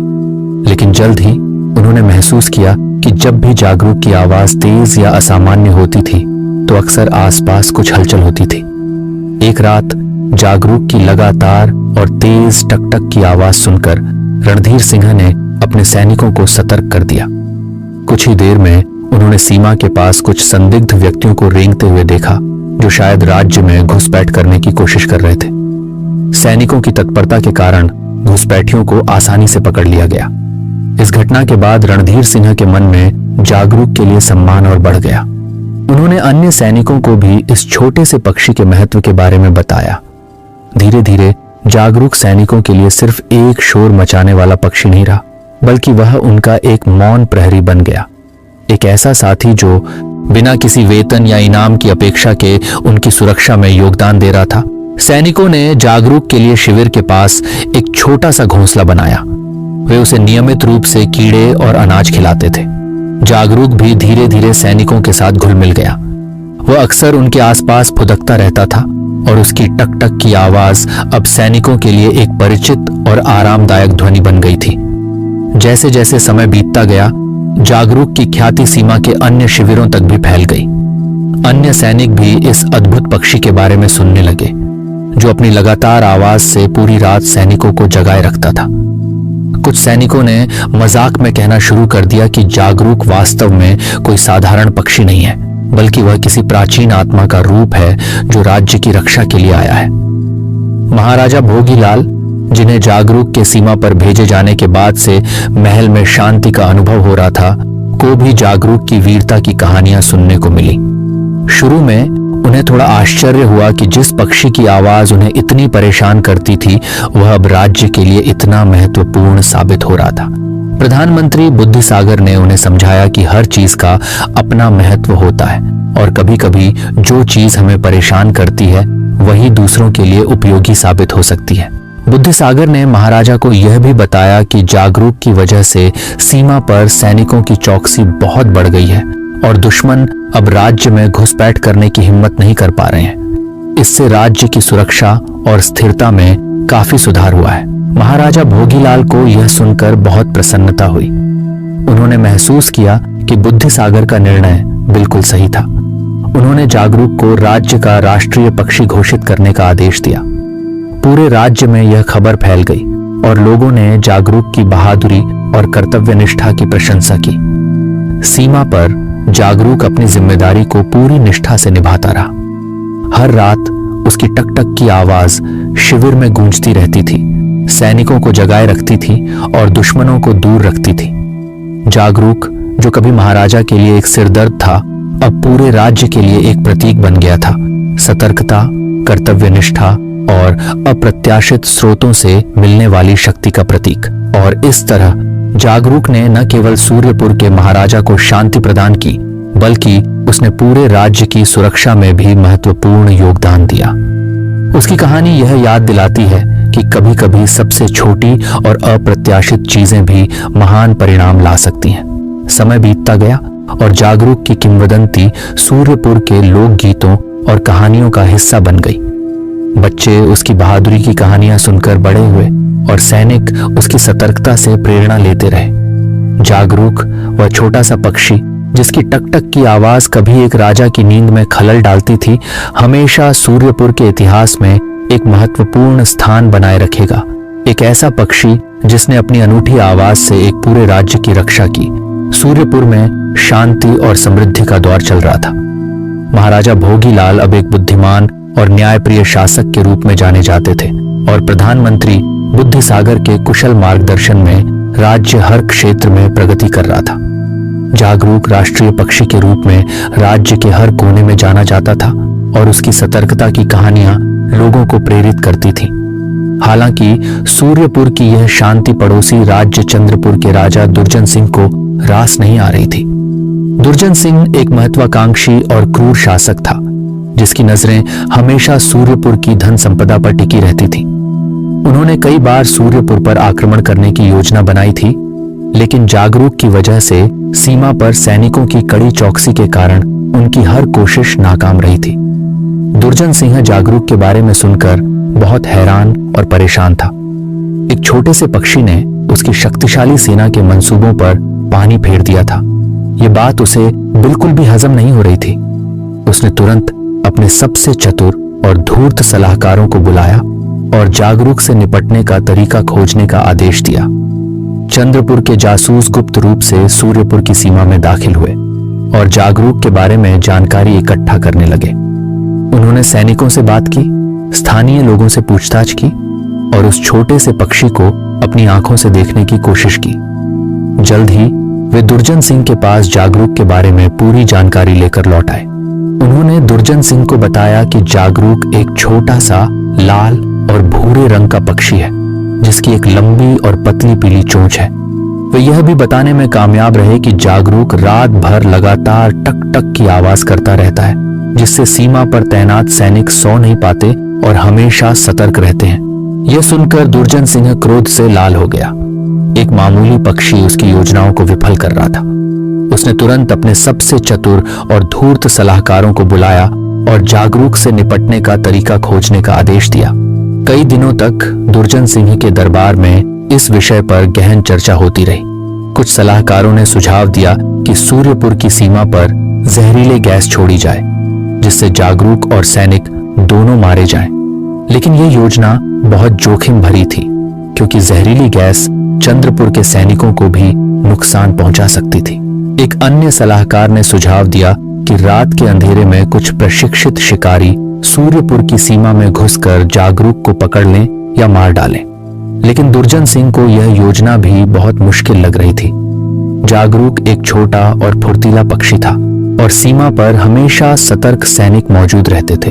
अंत में दुर्जन सिंह के सबसे धूर्त सलाहकार कपटी दास ने एक चालाकी भरी योजना पेश की। उसने सुझाव दिया कि जागरूक को पकड़ने या मारने की कोशिश करने के बजाय क्यों ना उसे सूर्यपुर से दूर कर दिया जाए। महाराज, कपटी दास ने कहा, हमें एक ऐसी चीज ढूंढनी होगी जो जागरूक को सूर्यपुर छोड़ने के लिए मजबूर कर दे। यदि हम उसे किसी दूसरी जगह पर आकर्षित कर सकें तो सूर्यपुर की सीमा अपने आप कमजोर हो जाएगी। दुर्जन सिंह को यह विचार पसंद आया। यह सीधा हमला करने से कहीं अधिक सुरक्षित और प्रभावी लग रहा था। उसने कपटी दास को इस योजना पर काम करने का आदेश दिया। कपटी दास ने अपने जासूसों को सूर्यपुर और उसके आसपास के क्षेत्रों में भेजा ताकि वे जागरूक की आदतों और कमजोरियों के बारे में जानकारी इकट्ठा कर सकें। जासूसों ने पता लगाया कि जागरूक को कुछ खास तरह के कीड़े बहुत पसंद हैं, जो सूर्यपुर के दक्षिणी जंगलों में पाए जाते हैं। कपटी दास ने तुरंत एक योजना बनाई। उसने चंद्रपुर के सबसे कुशल कारीगरों को उन कीड़ों की तरह दिखने वाले नकली कीड़े बनाने का आदेश दिया। ये नकली कीड़े सुगंधित तेलों से लेपित थे, जिनकी गंध जागरूक को दूर से ही आकर्षित कर सकती थी। जब नकली कीड़े तैयार हो गए तो कपटी दास ने उन्हें चंद्रपुर के कुछ सैनिकों को सौंप दिया। सैनिकों को रात के अंधेरे में गुप्त रूप से सूर्यपुर की सीमा के पास के जंगलों में जाने और उन नकली कीड़ों को एक विशेष पैटर्न में फैलाने का आदेश दिया गया। योजना यह थी कि जागरूक उन कीड़ों की गंध से आकर्षित होकर सूर्यपुर से दूर चला जाएगा। रात के अंधेरे में चंद्रपुर के सैनिक सूर्यपुर की सीमा के पास के जंगलों में घुस गए और नकली कीड़ों को फैला दिया। उन्होंने यह सुनिश्चित किया कि कीड़ों की गंध हवा के साथ सूर्यपुर की ओर जाए ताकि जागरूक को आकर्षित किया जा सके। अगली सुबह जब जागरूक अपनी नियमित टक टक की आवाज कर रहा था तो उसे हवा में एक नई और आकर्षक गंध महसूस हुई। ये उन खास कीड़ों की गंध थी जिन्हें वह बहुत पसंद करता था, लेकिन यह गंध सूर्यपुर के जंगलों से नहीं आ रही थी। उत्सुकतावश जागरूक गंध की दिशा में उड़ने लगा। धीरे धीरे जागरूक सूर्यपुर की सीमा से दूर चंद्रपुर के जंगलों की ओर बढ़ता चला गया। सीमा पर तैनात सैनिकों ने उसे उड़ते हुए देखा, लेकिन उन्हें यह नहीं पता था कि यह एक सोची समझी चाल थी। उन्हें लगा कि जागरूक शायद भोजन की तलाश में जा रहा है और जल्द ही वापस आ जाएगा। हालांकि जागरूक चंद्रपुर के जंगलों में और गहराई तक उड़ता चला गया, उस आकर्षक गंध का पीछा करते हुए। उसे यह नहीं पता था कि वह एक जाल में फंस रहा है, एक ऐसी साजिश का शिकार हो रहा है जिसका उद्देश्य सूर्यपुर की सुरक्षा को कमजोर करना था। जब जागरूक काफी दूर चला गया तो चंद्रपुर के सैनिकों ने राहत की सांस ली। उनकी योजना सफल हो रही थी। अब सूर्यपुर की सीमा पर वह सतर्क प्रहरी नहीं था जो उनकी हर चाल को विफल कर देता था। दुर्जन सिंह को जब यह खबर मिली तो वह खुशी से झूम उठा। उसने कपटी दास और उन सैनिकों की प्रशंसा की जिन्होंने इस योजना को सफलतापूर्वक अंजाम दिया था। अब सूर्यपुर पर आक्रमण करने का उसका रास्ता साफ हो गया था, लेकिन दुर्जन सिंह ही यह नहीं जानता था कि जागरूक की अनुपस्थिति सूर्यपुर के लिए कितनी बड़ी क्षति साबित होने वाली थी और इस छोटे से पक्षी का भाग्य अभी भी एक अप्रत्याशित मोड़ लेने वाला था। जागरूक के चले जाने के बाद सूर्यपुर की सीमा पर शांति छा गई थी, लेकिन यह शांति खतरनाक साबित होने वाली थी। सैनिकों को अब रात में जगाने वाली कोई आवाज नहीं थी और धीरे धीरे उनकी चौकसी कम होने लगी। वे लंबी रातों में थककर सो जाते थे, जिससे सीमा असुरक्षित हो गई थी। महाराजा भोगीलाल को जागरूक की अनुपस्थिति का एहसास तब हुआ जब सीमा पर तैनात कप्तान रणधीर सिंह ने उन्हें एक चिंताजनक संदेश भेजा। संदेश में कहा गया था कि पिछले कुछ रातों से सीमा पर अजीबोगरीब गतिविधियां देखी जा रही हैं। कुछ अज्ञात लोग रात के अंधेरे में सीमा के पास मंडराते हुए देखे गए थे और सैनिकों को उनकी पहचान या इरादे के बारे में कोई जानकारी नहीं मिल पाई थी। महाराजा भोगीलाल इस खबर से चिंतित हो गए। उन्हें तुरंत बुद्धिसागर को बुलाया और सीमा पर हो रही गतिविधियों के बारे में बताया। बुद्धिसागर भी इस खबर को सुनकर परेशान हो गए। उन्हें संदेह हुआ कि यह जागरूक के चले जाने का परिणाम हो सकता है। महाराज, बुद्धिसागर ने कहा, मुझे लगता है कि हमें तुरंत सीमा पर अतिरिक्त सैनिकों को भेजना चाहिए और चौकसी बढ़ाने का आदेश देना चाहिए। जागरूक के चले जाने से हमारी सुरक्षा कमजोर हो गई है और हमारे दुश्मन इसका फायदा उठा सकते हैं। महाराजा भोगीलाल ने बुद्धिसागर के सुझाव को मानते हुए तुरंत सीमा पर अतिरिक्त सैनिकों को भेजने का आदेश दिया। उन्होंने कप्तान रणधीर सिंह को भी सख्त निर्देश दिया कि वे सीमा पर कड़ी निगरानी रखें और किसी भी संदिग्ध गतिविधि की तुरंत सूचना दें। हालांकि दुर्जन सिंह पहले ही अपनी योजना को अंजाम देने की तैयारी कर चुका था। जागरूक के चले जाने की खबर मिलते ही उसने अपनी विशाल सेना को सूर्यपुर पर आक्रमण करने का आदेश दे दिया था। चंद्रपुर के सैनिक रात के अंधेरे में सूर्यपुर की सीमा की ओर बढ़ने लगे। उन्हें उम्मीद थी कि थके हुए और असावधान सैनिक उनका मुकाबला नहीं कर पाएंगे। जब चंद्रपुर की सेना सूर्यपुर की सीमा के पास पहुंची तो उन्हें सीमा पर तैनात सैनिकों की चौकसी में कमी देखकर आश्चर्य हुआ। जागरूक की लगातार आवाज के बिना सैनिक आराम से सो रहे थे और उन्हें दुश्मन के आने की कोई खबर नहीं थी। चंद्रपुर की सेना ने बिना किसी प्रतिरोध के सूर्यपुर की सीमा में प्रवेश कर लिया और राज्य के अंदरूनी इलाकों की ओर बढ़ने लगी। उन्होंने गांवों और कस्बों को लूटना और जलाना शुरू कर दिया। सूर्यपुर के निवासियों को अचानक हुए इस हमले से संभलने का मौका भी नहीं मिला। जब महाराजा भोगीलाल को चंद्रपुर के आक्रमण की खबर मिली तो वह गुस्से और निराशा से भर गए। उन्हें एहसास हुआ कि जागरूक को खोना उनके राज्य के लिए कितनी बड़ी भूल साबित हुई थी। उन्होंने तुरंत अपनी सेना को इकट्ठा करने और दुश्मनों का मुकाबला करने का आदेश दिया। सूर्यपुर की सेना, हालांकि चंद्रपुर की सेना से छोटी थी, बहादुरी से लड़ी। उन्होंने अपने राज्य और अपने लोगों की रक्षा के लिए अपनी जान की परवाह नहीं की। लेकिन चंद्रपुर की सेना संख्या और तैयारी दोनों में बेहतर थी और धीरे धीरे सूर्यपुर की सेना पीछे हटने लगी। महाराजा भोगीलाल और उनके प्रधानमंत्री बुद्धिसागर ने खुद सेना का नेतृत्व किया, लेकिन वे दुश्मनों की बढ़ती संख्या के सामने बेबस थे। सूर्यपुर पर संकट के बादल मंडरा रहे थे और ऐसा लग रहा था कि राज्य का पतन निश्चित है। उधर चंद्रपुर के जंगलों में जागरूक उस स्वादिष्ट गंध का पीछा करते हुए भटक रहा था जिसने उसे सूर्यपुर से दूर कर दिया था। लेकिन नकली कीड़ों को खाने के बाद उसे एहसास हुआ कि उसे धोखा दिया गया था। ये कीड़े न तो स्वादिष्ट थे और न ही पौष्टिक। उसे अपने घर सूर्यपुर की याद आने लगी और उसे चिंता होने लगी कि उसकी अनुपस्थिति में सीमा पर क्या हो रहा होगा। अचानक जागरूक को दूर से धुएं और आग की लपटें दिखाई दी। उसे एक अजीब सी बेचैनी महसूस हुई। वह तुरंत उस दिशा में उड़ने लगा जहां से धुआं आ रहा था। जैसे जैसे वह सूर्यपुर के पास पहुंचा तो उसे भयानक दृश्य दिखाई दिया। उसके प्यारे राज्य में आग लगी हुई थी, घर जल रहे थे और लोग डर और निराशा से भाग रहे थे। उसे एहसास हुआ कि उसकी अनुपस्थिति में चंद्रपुर ने सूर्यपुर पर आक्रमण कर दिया था। जागरूक को अपनी गलती का एहसास हुआ। वह उस स्वादिष्ट गंध के जाल में फंस गया था और अपने राज्य को खतरे में डाल दिया था। उसने तुरंत फैसला किया कि उसे वापस जाना होगा और अपने लोगों की मदद करनी होगी। अपनी छोटी सी ताकत को इकट्ठा करते हुए जागरूक तेजी से महल की ओर उड़ने लगा। उसके मन में एक ही विचार था, अपने राज्य को बचाना। जागरूक तेजी से महल की ओर उड़ रहा था। उसके छोटे से दिल में चिंता और दृढ़ संकल्प का मिश्रण था। उसने अपने राज्य को जलते हुए और अपने लोगों को भागते हुए देखा था और वह जानता था कि उसे कुछ करना होगा। जब वह महल के पास पहुंचा तो उसने देखा कि चंद्रपुर के सैनिक महल को घेर रहे थे।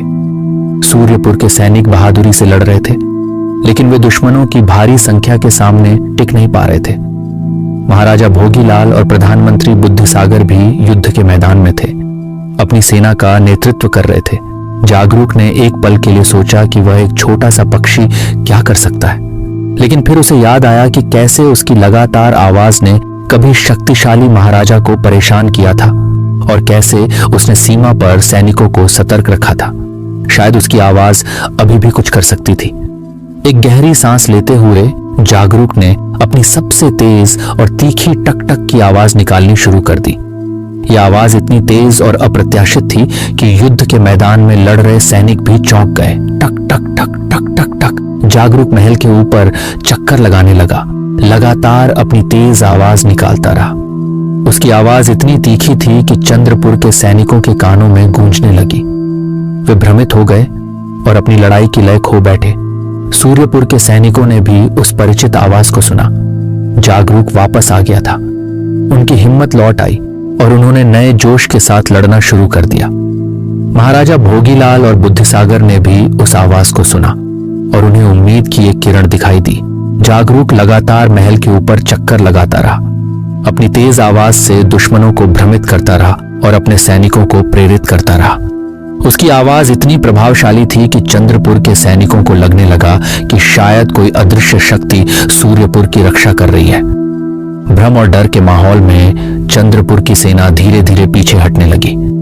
सूर्यपुर के सैनिकों ने उनका पीछा किया और उन्हें अपनी सीमा से बाहर खदेड़ दिया। जब युद्ध समाप्त हो गया तो महाराजा भोगीलाल और बुद्धिसागर महल के प्रांगण में खड़े थे, राहत की सांस ले रहे थे। जागरूक उनके ऊपर उड़ रहा था। उसकी टक टक की आवाज अब जीत और खुशी की ध्वनि लग रही थी। महाराजा भोगीलाल ने ऊपर देखा और जागरूक को धन्यवाद दिया। उन्होंने महसूस किया कि इस छोटे से पक्षी ने अपनी अनूठी क्षमता से उनके राज्य को बचाया था। अगले दिन महाराजा भोगीलाल ने दरबार में एक विशेष सभा बुलाई। उन्होंने जागरूक की बहादुरी और कर्तव्यनिष्ठा की कहानी सुनाई और घोषणा की कि जागरूक न केवल राज्य का राष्ट्रीय पक्षी रहेगा, बल्कि उसे सूर्यपुर का रक्षक की उपाधि भी दी जाएगी। पूरे राज्य में खुशी की लहर दौड़ गई। और लोगों ने अपने छोटे से रक्षक का सम्मान किया। जागरूक हमेशा सूर्यपुर के इतिहास में एक अद्वितीय स्थान पर विराजमान रहेगा। एक ऐसा पक्षी जिसने अपनी साधारण आवाज से एक असाधारण पराक्रम किया था। उसकी कहानी पीढ़ियों तक सुनाई जाती रहेगी, जो यह याद दिलाती रहेगी कि सबसे छोटे जीव में भी महान शक्ति छिपी हो सकती है। दोस्तों, बिना देरी किए शुरू करते हैं। बहुत समय पहले की बात है। हिमालय की तलहटी में बसा था एक रहस्यमय राज्य, नागमणिपुर। यह कोई सामान्य राज्य नहीं था। यहाँ की हवाओं में जादू था, नदियों में गूंजते थे वेदों के स्वर, और जंगलों में छिपे थे ऐसे रहस्य जिन्हें समझने का साहस आज तक किसी ने नहीं किया था। इस राज्य के राजा थे राजा वीरेंद्र सेन, एक पराक्रमी लेकिन भीतर से दुखी शासक। उनकी पत्नी रानी लावण्या सौंदर्य और करुणा की देवी मानी जाती थी, और उनकी एकमात्र संतान राजकुमारी मृणालिनी। मृणालिनी का सौंदर्य इतना अनुपम था कि स्वर्ग की अप्सराएं भी उसे देख रुक जाती। उसकी आंखों में गहराइयां थीं, जैसे कोई छुपा हुआ रहस्य हरदम लहरें मार रहा हो। राजकुमारी बाल्यकाल से ही प्रकृति से प्रेम करती थी। राजमहल की उबाऊ राजनीति और सजी सजाई परछाइयों से दूर वह अक्सर घने जंगलों में घूमने जाया करती, जहां उसे अपना सच्चा सुख मिलता। उसके लिए जंगल एक खुली दुनिया थी, रहस्यों से भरी मगर अपनापन लिए हुए। पर इस राज्य के बाहर एक और दुनिया भी थी, नागलोक, नागों का गुप्त लोक। वहां के नागों में सबसे शक्तिशाली और रहस्यमय था इच्छाधारी नाग वासुकी, जो मनचाहा रूप धारण कर सकता था। सदियों से वह धरती की स्त्रियों से दूर रहा, लेकिन एक भविष्यवाणी ने उसकी दुनिया को बदल दिया था। तपस्या से जब स्त्री की कोख जगेगी, तब सर्प के रक्त से भविष्य जन्म लेगा। इस भविष्यवाणी को सत्य करने की लालसा में वासुकी सदियों से एक योगी का रूप धारण कर तपस्या कर रहा था। लेकिन अब उसकी ध्यान दृष्टि मृणालिनी पर जा टिक चुकी थी। इधर वसंत ऋतु थी। सुबह के समय सूर्य अपनी लालिमा से पूरी घाटी को सजा चुका था। मृणालिनी अपने प्रिय दासियों के साथ वन की ओर निकल पड़ी। राजमहल से बाहर निकलते समय उसकी आंखों में एक अलग सी चमक थी, मानो आज कोई विशेष घटना घटने वाली हो।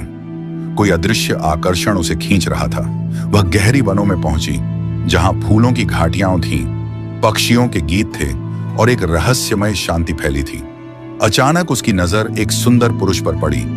गौरवर्ण, लंबे बाल, सौम्य चेहरा, आंखों में गहन आकर्षण और शरीर पर तपस्वियों जैसा तेज। राजकुमारी चौंकी।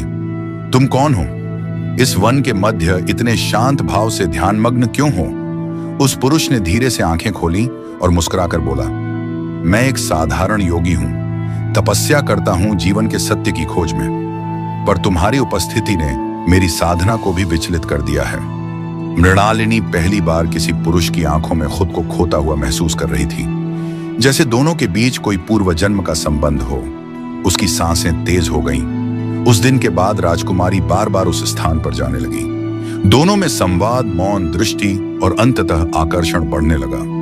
वासुकी ने अपनी सम्मोहन शक्ति से धीरे धीरे राजकुमारी के मन पर अधिकार कर लिया। और फिर एक दिन जब वन में एकांत था, चांदनी रात अपनी नर्म चादर बिछा चुकी थी और हवाओं में सुगंध थी, वासुकी ने अपने योगी रूप में ही मृणालिनी से शारीरिक संबंध बना लिया। इधर कुछ हफ्तों बाद मृणालिनी की तबीयत बिगड़ने लगी। उसे उल्टियां आने लगी, बार बार थकावट और अचानक चिड़चिड़ापन। रानी लावण्या ने वैद्य बुलाया और कुछ ही समय में महल में हलचल मच गई। राजकुमारी गर्भवती थी। राजा वीरेंद्र सेन क्रोध में आ गए। यह असंभव है, मेरी बेटी ने किसी को छुआ भी नहीं, फिर गर्भ कैसे? पूरे राज्य में चर्चा फैल गई। किसी ने कहा वन में कोई साधु है जो मोहिनी विद्या करता है। किसी ने कहा यह कोई अभिशाप है। और एक दिन जैसे ही गर्भ 9वें महीने में पहुंचा, मृणालिनी ने एक सांप को जन्म दिया। लेकिन वो कोई साधारण सांप नहीं था। उसकी आंखों में इंसानों जैसी बुद्धि थी, शरीर पर हल्की सुनहरी आभा, और जन्म लेते ही उसने जोर से चिल्लाया, मां। पूरे महल में सन्नाटा छा गया। उस पल से एक श्रृंखला शुरू हुई जो न सिर्फ मृणालिनी के जीवन को बदलने वाली थी, बल्कि पूरे नागमणिपुर राज्य के इतिहास को भी। इधर महल के भीतर एक अलग ही रात थी। आकाश में काले बादल मंडरा रहे थे, बिजली चमक रही थी। रानी लावण्या मृणालिनी के कक्ष के बाहर खड़ी थी, चिंता से भरी। अंदर राजवैद्य और दासियां और राजकुमारी की डिलीवरी में व्यस्त थीं। राजा वीरेंद्र सेन स्वयं भीतर आना चाहते थे, लेकिन उनके रक्षक उन्हें रोक रहे थे। राजा श्री, ये उचित नहीं। मेरी बेटी पीड़ा में है और तुम मुझे रोक रहे हो। हटो, राजा ने गुर्राकर कहा। लेकिन तभी एक तेज चीख गूंजी। अंदर से एक दासी दौड़ती हुई निकली। उसका चेहरा पीला था, आंखें डर से चौड़ी और स्वर कांपता हुआ। महाराज, ये बच्चा नहीं है, ये सर्प है, सांप। मगर वो बोल रहा है। पूरा महल जैसे जम गया हो। वीरेंद्र सेन के पैरों तले जमीन खिसक गई। रानी लावण्या के होंठ कांपने लगे। राजकुमारी मृणालिनी, जो अभी अभी मां बनी थी, अपने पास पड़े चांदी के शिशु पलंग में लेटे हुए उस बच्चे को देख रही थी। नवजात शरीर पर हल्का सुनहरा तेज, लेकिन पूंछ सांप की, आंखें चमकती हुई और होंठों पर एक शांति का भाव। वो बच्चा उसकी ओर देखता है और धीमे स्वर में कहता है, मां, डरना मत। मैं तेरा पुत्र हूं, तेरी कोख से जन्मा हूं, लेकिन मैं कोई सामान्य बालक नहीं। मैं वह हूं जिसे तुमने स्वयं बुलाया है। मृणालिनी कांप गई। उसकी आंखों के सामने उस योगी की तस्वीर दौड़ गई। वो प्रेम, वो आकर्षण, वो एक रात की मिलन बेला। राजा वीरेंद्र सेन जैसे ही भीतर पहुंचे, उन्होंने उस बच्चे को देखा। उनका चेहरा क्रोध से लाल हो गया। ये राक्षस है, ये मेरी बेटी का अपमान है, इसे अभी मार डालो। लेकिन जैसे ही उन्होंने अपने सैनिकों को आदेश दिया, उस नवजात ने एक जोरदार फुफकार मारी। कमरे में रखे दीपक एक पल में बुझ गए। दीवारें थरथराने लगीं। महल के फर्श पर दरारें पड़ गईं। सैनिक पीछे हट गए। कोई उस बच्चे की आंखों में देखने की हिम्मत नहीं कर पा रहा था। और फिर उस बच्चे ने राजा की ओर देखा। मुझे मत मारो, मैं वह हूं जो तुम्हारे राज्य के भविष्य से जुड़ा है। मैं तुम्हारा शत्रु नहीं, लेकिन अगर तुमने मुझे नष्ट करने की कोशिश की तो नागों का श्राप इस भूमि को खा जाएगा। राजा को कुछ समझ नहीं आया, लेकिन तभी महल में एक और नई हलचल मची।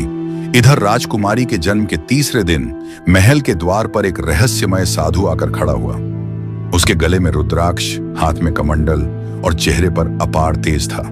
वह चुपचाप द्वारपालों को देखता रहा। राजा से कहना, उनके पूर्व जन्म का पाप लौट आया है और अब समय है उसे पहचानने का। राजा, जो इन 3 दिनों में पूरी तरह से विचलित हो चुके थे, साधु को देखकर चकित हो गए। कौन हो तुम और क्या जानते हो इस अभिशाप के बारे में? साधु ने गहरी सांस ली और बोले, मैं जानता हूं कि तुम्हारी बेटी ने किससे गर्भ धारण किया। वह कोई साधारण पुरुष नहीं था, वह स्वयं इच्छाधारी नाग वासुकी था, नागलोक का योद्धा और भविष्यवाणी से बंधा हुआ नागराज। इधर राजा का चेहरा तमतमा गया। तो क्या मेरी बेटी ने नाग से संभोग किया? ये कैसा अपवित्र कार्य है? साधु शांत स्वर में बोले, नहीं महाराज, यह अपवित्र नहीं, नियति का खेल है। यह बालक इस धरती पर इसलिए आया है क्योंकि समय एक नया युग लाना चाहता है। एक ऐसा युग जिसमें मनुष्यों और नागों के बीच संतुलन बनाया जाएगा। लेकिन यदि आपने इस बच्चे को मारने का प्रयास किया तो वही नाग जो अब तक शांत हैं, नागलोक से निकलकर तुम्हारे राज्य को भस्म कर देंगे। इधर रानी लावण्या यह सब सुनकर स्तब्ध थीं, लेकिन उनके चेहरे पर डर नहीं था। वहां कोई छिपी हुई शांति थी। रात के अंधेरे में जब सब सो गए, वह चुपचाप उस नवजात सर्प पुत्र के पास आईं और उसके माथे पर हाथ फेरते हुए बोली, तू मेरी बेटी का पुत्र नहीं, तू मुझसे भी जुड़ा है। उस नवजात ने आंखें खोली और धीमे से कहा, मुझे मालूम है नानी, आप ही तो थीं जिन्होंने मृणालिनी को नागलोक से जुड़ी पहली किताब दी थी। रानी की आंखों से आंसू बहने लगे। यह संकेत था कि रानी लावण्या भी नागों से जुड़ी एक गहरी कड़ी थी, जिसे अभी तक किसी ने नहीं जाना था। इधर रात के तीसरे पहर, जब पूरा महल निद्रा में डूबा था, चांदनी आकाश से उतरकर जैसे महल के प्रांगण में छिटकी थी। मृणालिनी अपने बालक को गोदी में लिए बैठी थी। उसका हृदय आश्चर्य, भय और ममता के मिश्रण में उलझा था। तभी सर्पपुत्र ने आंखें खोली और बोला, मां, मुझे जाना होगा। कहां? मृणालिनी की धड़कन तेज हो गई। उस वन में जहां से मैं आया था, वहां मेरी आत्मा के टुकड़े अब भी बंधे हैं। राजकुमारी समझ नहीं पाई, लेकिन जैसे कोई अदृश्य शक्ति ने उसकी गर्दन झुका दी हो, उसने अपने बच्चे को भूमि पर रखने दिया। और आश्चर्य, वह नवजात जो कुछ घंटों पहले जन्मा था, उसकी देह अब धीरे धीरे बढ़ने लगी। हड्डियां खींचने लगी। त्वचा पर हल्का चांदी सा चमकने वाला नाग छाल दिखाई देने लगा। क्षणों में वह एक 12 वर्षीय बालक जैसा दिखने लगा, जिसके बालों में चंद्र सी आभा और आंखों में नाक की गहराई थी। और अगले ही पल वह बालक सांप की गति से खिड़की से निकल गया।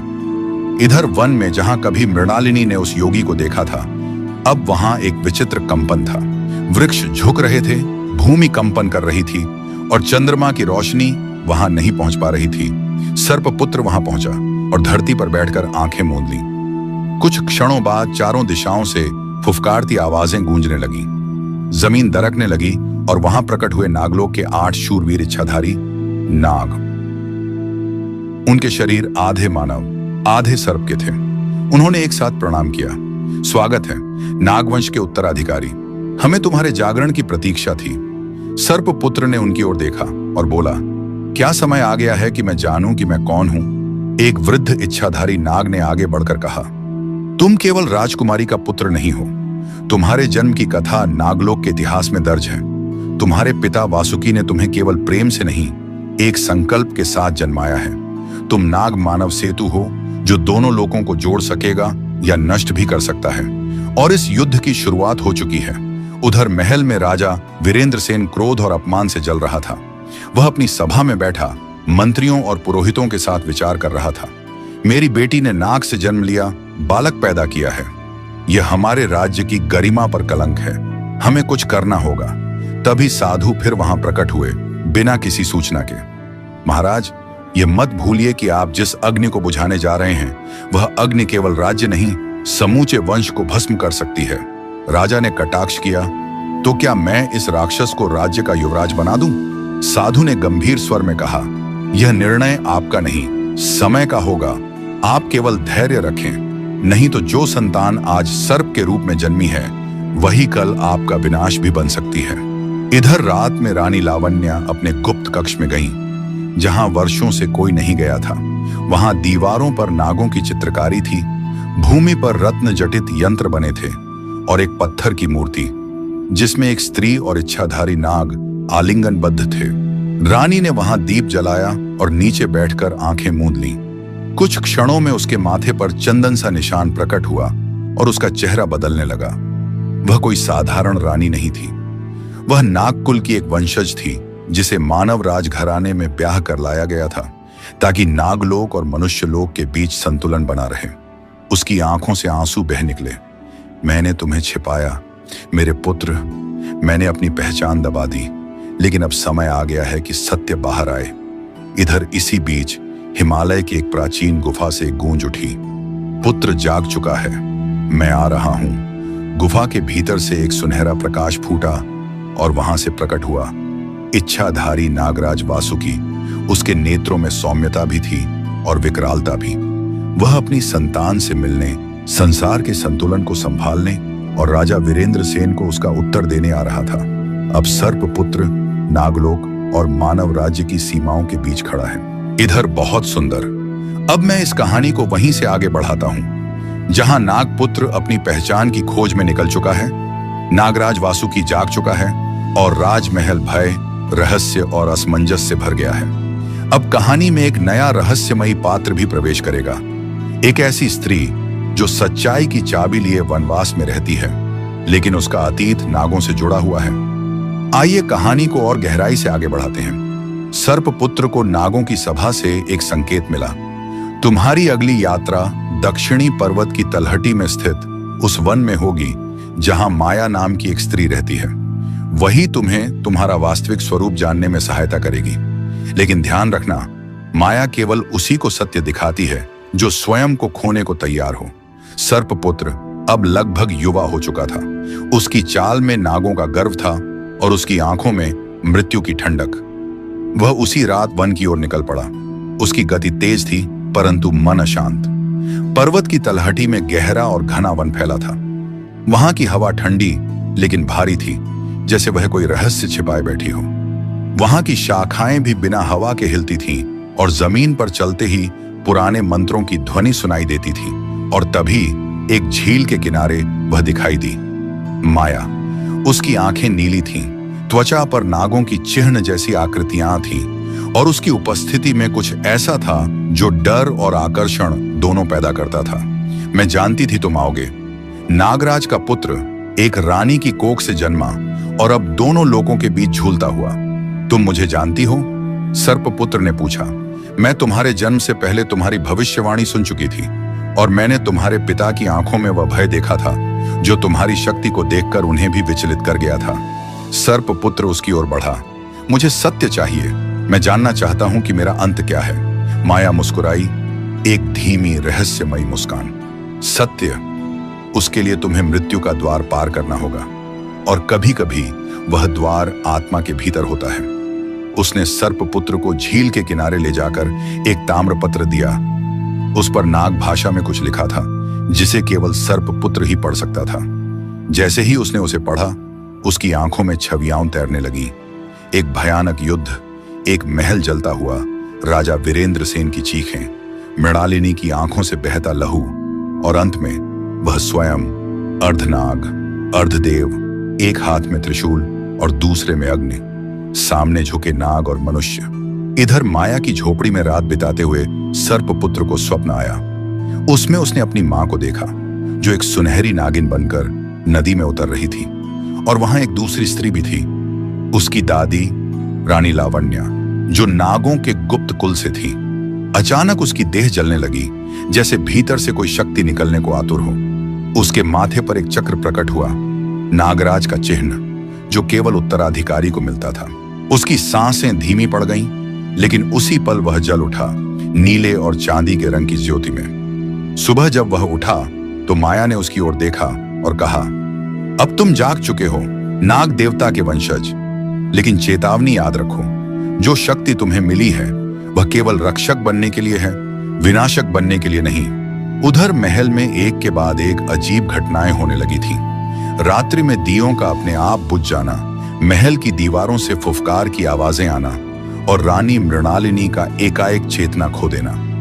राजा वीरेंद्र सेन अब पूरी तरह भयभीत हो चुका था। उसने पुरोहितों को बुलाया, लेकिन वे भी डर गए थे। तब वह साधु के पास गया जिसने एक नए रहस्य का खुलासा किया। महाराज, आपकी रानी केवल राजकुमारी नहीं थी, वह नागलोक की द्वारपाल थी जो मनुष्य लोक में शांति बनाए रखने आई थी। लेकिन आपने उसके पुत्र को अस्वीकार करके नागलोक का संतुलन तोड़ दिया है। अब जो होगा वह केवल प्रतिशोध होगा। उसी समय एक अन्य छाया वन के भीतर जाग चुकी थी, एक और इच्छाधारी नाग, परंतु यह वह था जिसे नागराज वासुकी ने हजारों वर्ष पूर्व नागलोक से निष्कासित कर दिया था। नाम था काल सर्प। वह वर्षों से तप कर रहा था और अब जब उसने नागराज के उत्तराधिकारी की शक्ति को जागते देखा तो उसकी आंखों में ईर्ष्या की आग जल उठी। मैं उसका अंत करूंगा, उससे पहले कि वह मेरी शक्ति को छीन ले। वह केवल वासुकी का पुत्र है, मैं स्वयं विनाश हूं। काल सर्प अब सर्पपुत्र के पीछे निकल पड़ा था और उसके पास था ऐसा एक मंत्र जो नागवंश को समाप्त कर सकता था। इधर राजमहल एक भयानक सन्नाटे में डूबा हुआ था।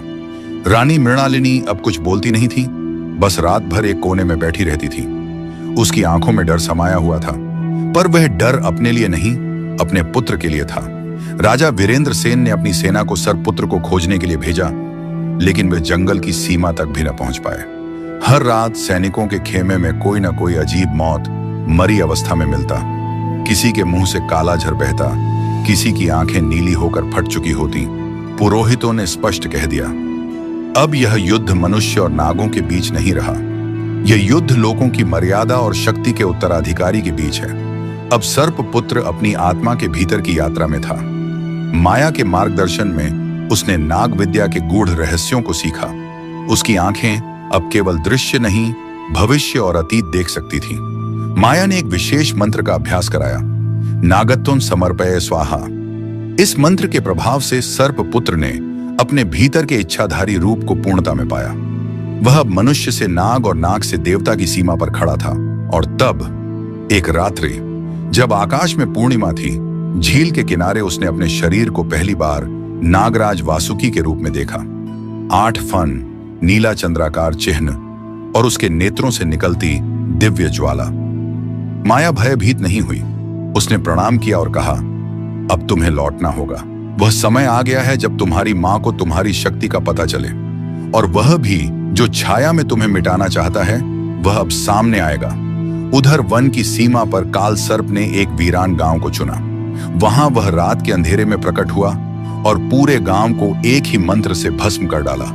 लाशें जलने से पहले सड़ चुकी थीं। धरती पर नागों की भाषा में लिखा था, मैं लौट आया हूं और अब वासुकी का पुत्र मरेगा। यह संदेश पूरे राज्य में आग की तरह फैला। राजा वीरेंद्र सेन ने इस भय को देखकर साधु को दोबारा बुलाया, जो पहले ही भविष्यवाणी कर चुका था। साधु ने कहा, आपके पुत्र की रक्षा केवल एक ही स्त्री कर सकती है, वही जिसने उसे जन्म दिया। लेकिन रानी मृणालिनी के भीतर जो नागिन है वह अब सो चुकी है। उसे जागने के लिए किसी विशेष बलिदान की आवश्यकता होगी। रात भर रानी मृणालिनी के भीतर दो दुनियाएं लड़ती रहीं। एक मनुष्य मां जो अपने पुत्र को देखना चाहती थी और दूसरी नागिन जो उसे छोड़ चुकी थी। अचानक जब चांद ने रक्त का रंग लिया, उसने महल की छत पर जाकर एक पुराना नाग मंत्र बोला, यत्र नागः तत्र जीवनम, यत्र पुत्रः तत्र बलिदानम। और उसने अपने ही रक्त से अग्नि को अर्पण किया। मैं अपनी मानव देह का त्याग करती हूं ताकि मेरा पुत्र नागराज की तरह जीवित रहे। तुरंत ही आकाश में बिजली गिरी। मृणालिनी की देह कांपने लगी और एक तेज चीख के साथ वह भूमि पर गिर पड़ी। उसकी त्वचा पर नागों की लकीरें उभर आईं और उसके बालों से ज्वाला निकलने लगी। इधर वन के भीतर जब सर्पपुत्र लौटने के लिए निकल रहा था, वहां अचानक धुआं फैल गया। पेड़ झुकने लगे, धरती कांपने लगी। काल सर्प प्रकट हुआ। उसके शरीर पर नागों की हड्डियों का कवच था और उसकी फुंकार से पूरा जंगल स्याह हो चुका था। वासुकी का पुत्र, हाँ, देखूं तो सही कितनी शक्ति है तुझमें। सर्पपुत्र ने अपने भीतर की ज्वाला को बुलाया। उसके फनों से नीली आभा निकलने लगी। पहला आघात एक जोरदार टक्कर हुई। जंगल के पेड़ उड़ गए, जमीन फट गई। काल सर्प हंसा, तू केवल शक्ति है पर मैं शाप हूं। तू केवल उत्तराधिकारी है, मैं विनाश का अवतार हूं। लड़ाई शुरू हो चुकी थी। जरूर, मैं अब इस रहस्यमयी और सस्पेंस से भरी कहानी को वहीं से आगे बढ़ाता हूं जहां काल सर्प और सर्पपुत्र के बीच पहली टक्कर हुई थी। जंगल में फैले अंधकार के बीच नागों की दो शक्तियां टकरा रही थीं। काल सर्प, नागों की छाया और शाप, और सर्पपुत्र, उजाले और उत्तराधिकार की ज्वाला। पेड़ गिरते जा रहे थे, धरती कांप रही थी। काल सर्प की आंखें रक्त जैसी थीं और उसका प्रत्येक वार जहरीले तीर जैसा। लेकिन सर्पपुत्र, जिसे माया ने प्रशिक्षित किया था, हर वार को मंत्रों और योग शक्ति से नष्ट कर रहा था। मगर एक क्षण ऐसा आया जब काल सर्प ने एक भयंकर अग्निविष फेंका, एक काली आग जो आत्मा तक को जला देती है। सर्पपुत्र उसका सामना नहीं कर पाया और दूर जाकर गिर पड़ा। उसकी आंखें बुझने लगीं, सांस धीमी हो रही थी और तभी एक धीमा संगीत, एक सधे हुए पांवों की आहट और झाड़ियों से निकली एक महिला जिसके वस्त्र काले और नीले रंग से बने थे। उसकी आंखों में चांदनी थी और चाल में नागिन की लहर। नाम किरा। उसने हाथ उठाया और मंत्र पढ़ा, ज्वालाएं नाग रक्ते स्वाहा। अचानक आसमान से नीली अग्नि उतरी और काल सर्प के विष को रोक दिया। काल सर्प पलटा और उसकी आंखों में भय की एक रेखा उभरी। तू तो मरी हुई थी, किरा ने मुस्कुराकर कहा। मृत नहीं, मैं सोई थी और अब मेरे पुत्र को बचाने के लिए जाग चुकी हूं। सर्पपुत्र उसकी ओर देखता है। मां? हाँ, किरा ही थी, सर्पपुत्र की जैविक मां, एक पुरानी नागिनी जो नागलोक की एक बागी थी और जिसे वासुकी ने मृत समझकर त्याग दिया था। इधर महल में उस रात चंद्र ग्रहण लगा। मृणालिनी एक विशेष कक्ष में गई जहां दीवारों पर नागों की लिपि में कुछ लिखा था। नाग रूप की पूर्णता के लिए किसी सच्चे प्रेम का बलिदान आवश्यक है। उसने राजा वीरेंद्र सेन को बुलाया और कहा, आज मुझे तुम्हारे विश्वास की आवश्यकता है। अगर तुम मुझसे प्रेम करते हो तो इस दीपक में अपना रक्त अर्पण करो। राजा चौंका। क्या तुम्हें मेरी जिंदगी चाहिए? नहीं, मुझे तुम्हारा प्रेम चाहिए जिससे मैं वह बन सकूं जो मैं वास्तव में हूं। राजा ने चुपचाप रक्त अर्पित किया। एक नीली अग्नि उठी और रानी की देह में समा गई। अब वह नागों की रानी बन चुकी थी। उसकी आंखें अब धधकती थीं और शरीर पर नागिन के चिन्ह थे। इधर काल सर्प को रोकने के बाद किरा ने सर्प पुत्र को पुनः जागृत किया, लेकिन अब उसमें कुछ और था। एक नई चेतना, एक दबी हुई शक्ति, एक स्वर जिसने कहा, अब मुझे पुकारो। वह स्वर था वासुकी का, जो अब तक नागलोक से सारी लड़ाई देख रहा था। पुत्र, अब तू केवल मेरा वारिस नहीं, बल्कि मेरा अस्त्र है। और तभी सर्पपुत्र के शरीर पर चांदी की नाग मुद्राएं प्रकट हुईं। उसकी सांसों से अग्नि निकलने लगी और उसकी छाया में एक महान सर्प का आकार उभर आया। काल सर्प अब किरा और सर्पपुत्र दोनों से घिरा था। उसने क्रोधित होकर कहा, मैं अकेला नहीं हूं। मेरे पीछे वे सब हैं जिन्हें तुमने कभी त्यागा था, और जंगल में से निकले अन्य शापित इच्छाधारी नाग जो कभी वासुकी के विरुद्ध थे, अब युद्ध महासंग्राम में बदल चुका था। सर्पपुत्र ने एक मंत्र पढ़ा, नागासुर समस्तम समर्पय, और एक साथ 100 नाग उसके पीछे आ खड़े हुए। अब 2 सेनाएं थीं, एक में काल सर्प और शापित नाग, दूसरी में सर्पपुत्र, किरा और रानी मृणालिनी की आत्मा इधर जंगल की धरती थर्राई हुई थी। चारों ओर काले और चांदी के सर्प लहरों की तरफ फुंकार मार रहे थे। मध्य में काल सर्प खड़ा था, उसकी आंखों में आग और चेहरे पर वहशत। सामने खड़े थे सर्पपुत्र, किरा और कुछ नए नाग योद्धा। किरा ने धीमे स्वर में कहा, आज की रात केवल युद्ध की नहीं, न्याय की होगी। और तभी दूर स्थित एक पुराना नाग मंदिर कांपने लगा। उसके गर्भगृह से एक कंपन उठा और एक प्रकाश की रेखा आकाश की ओर चली गई। किसी ने उस मंदिर के द्वार पर लहू से लिखा था, जो नाग रक्त से जन्मा वह रक्त से ही शांत होगा। महल में राजा वीरेंद्र सेन बेचैन थे। उन्हें रानी के नागरूप का सच झकझोर चुका था। उसी रात महल के कक्ष में एक साया उतरा। वह कोई साधारण आगंतुक नहीं था, वह स्वयं सर्पपुत्र था। पहली बार अपने पिता से मिलने आया था। एक शाल में लिपटा, उसकी आंखों में नीला तेज और माथे पर नाग चिन्ह। राजा ने जैसे ही उसकी ओर देखा, भीतर कुछ टूट गया। तुम कौन हो? राजा ने पूछा। आपका उत्तर, सर्पपुत्र ने धीमे से कहा। जिस प्रश्न को आप वर्षों से टालते आ रहे थे, रानी की गर्भावस्था, वह रात, वह रहस्य, मैं वही उत्तर हूं। राजा की आंखें भर आईं। तो तुम मेरा पुत्र हो और सांप भी? मैं केवल वह नहीं जो दिखता हूं, मैं वह भी हूं जो आपसे छिपाया गया। इधर युद्ध के पूर्व जंगल में एक रहस्यमयी आवाज गूंजी, काल सर्प, तू अब अपनी सीमा पार कर चुका है। काले बादलों को चीरते हुए एक बूढ़े साधु उतरे, जिनकी जटाएं आकाश को छूती थीं और गले में एक जीवित नाग लिपटा था। उनका नाम था नीलकंठ ऋषि, एक प्राचीन तपस्वी जो नागों और देवताओं के बीच संतुलन बनाए रखते थे। उन्होंने आकर धरती पर अपने त्रिशूल से रेखा खींच दी। इस रेखा के पार जो जाएगा, उसका भविष्य मुझसे छीन लिया जाएगा। काल सर्प चिल्लाया, तू कोई आर्षि नहीं, तू केवल एक रक्षक है उस व्यवस्था का जिसे मैं तोड़ना चाहता हूं। आर्षि मुस्कुराए, और व्यवस्था टूटने से पहले उसका न्याय आएगा। आर्षि नीलकंठ ने सर्पपुत्र के मस्तक को स्पर्श किया और तभी उसकी देह नीली ज्वाला से भर गई। उसके चारों ओर नागमंडल बनने लगे।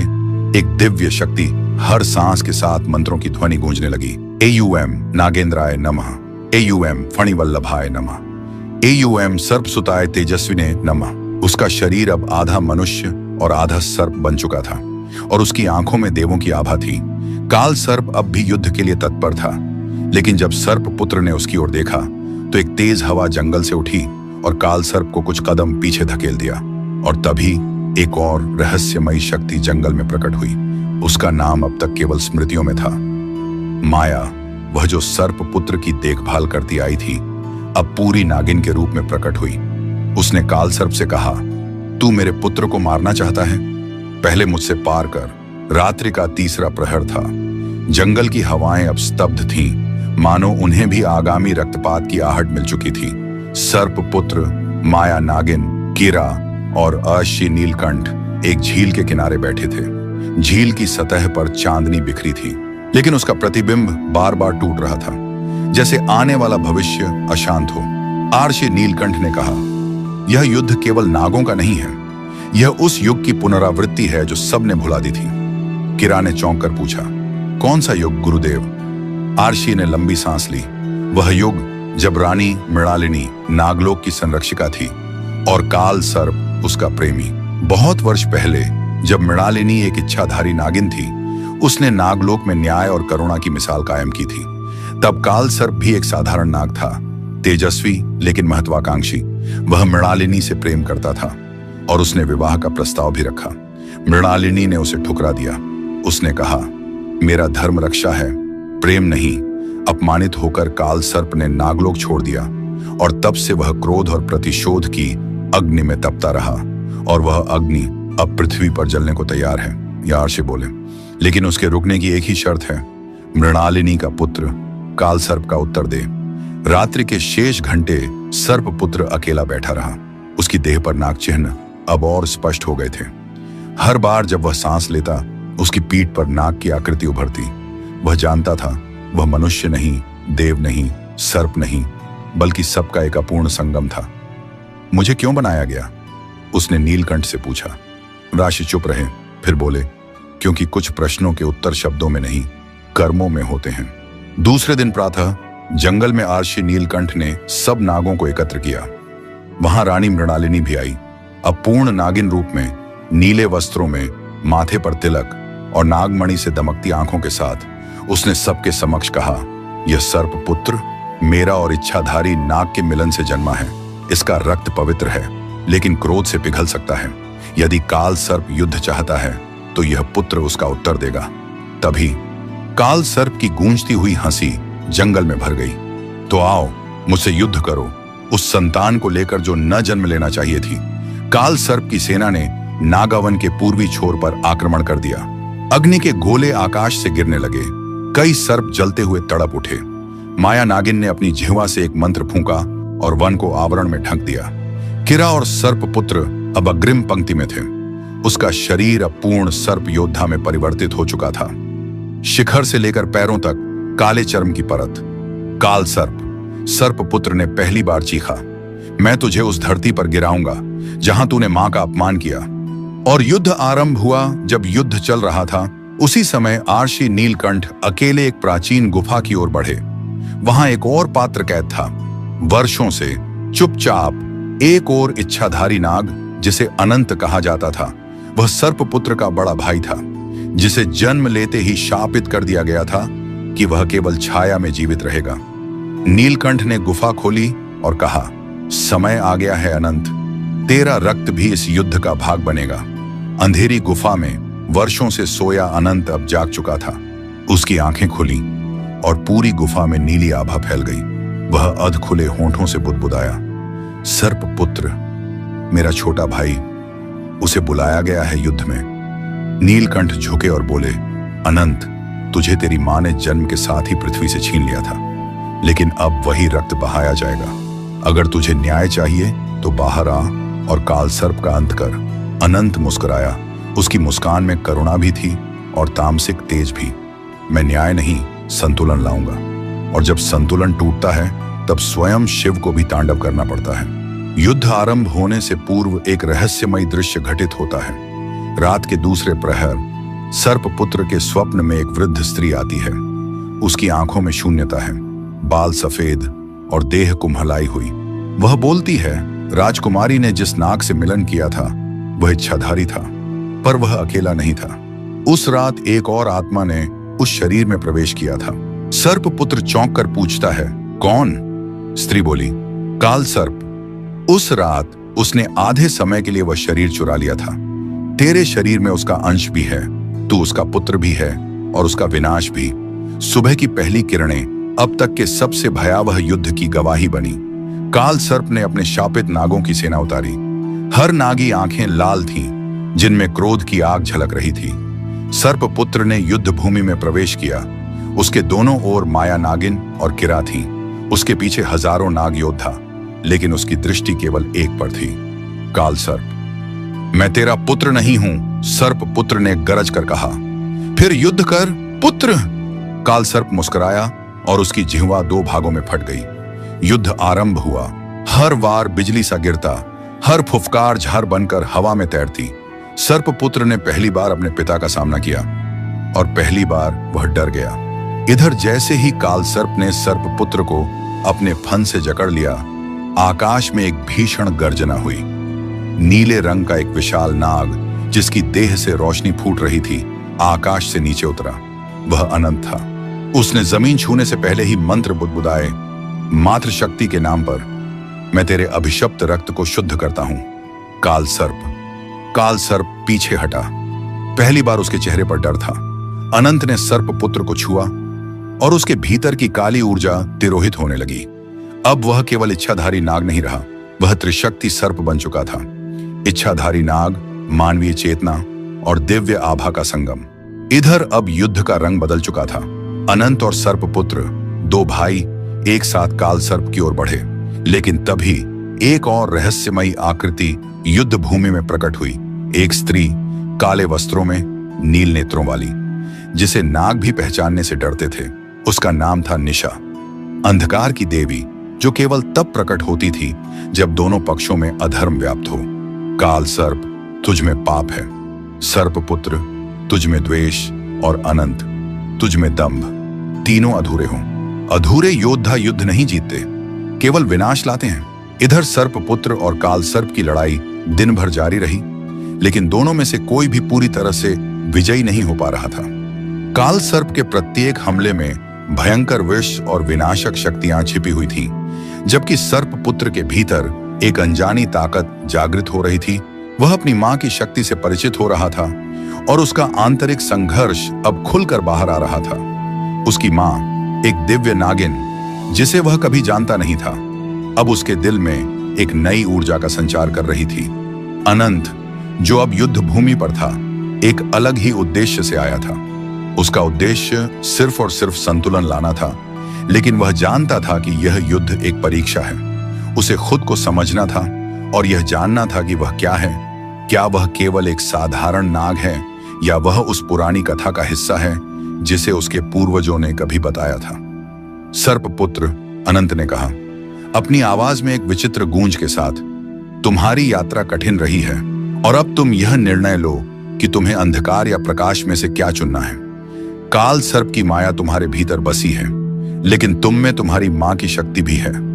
अब समय है तुम्हें खुद को पहचानने का। सर्पपुत्र ने गहरी सांस ली और धीरे धीरे अपने भीतर की आवाजों को सुना। उसकी आंखों में अब कुछ बदल चुका था।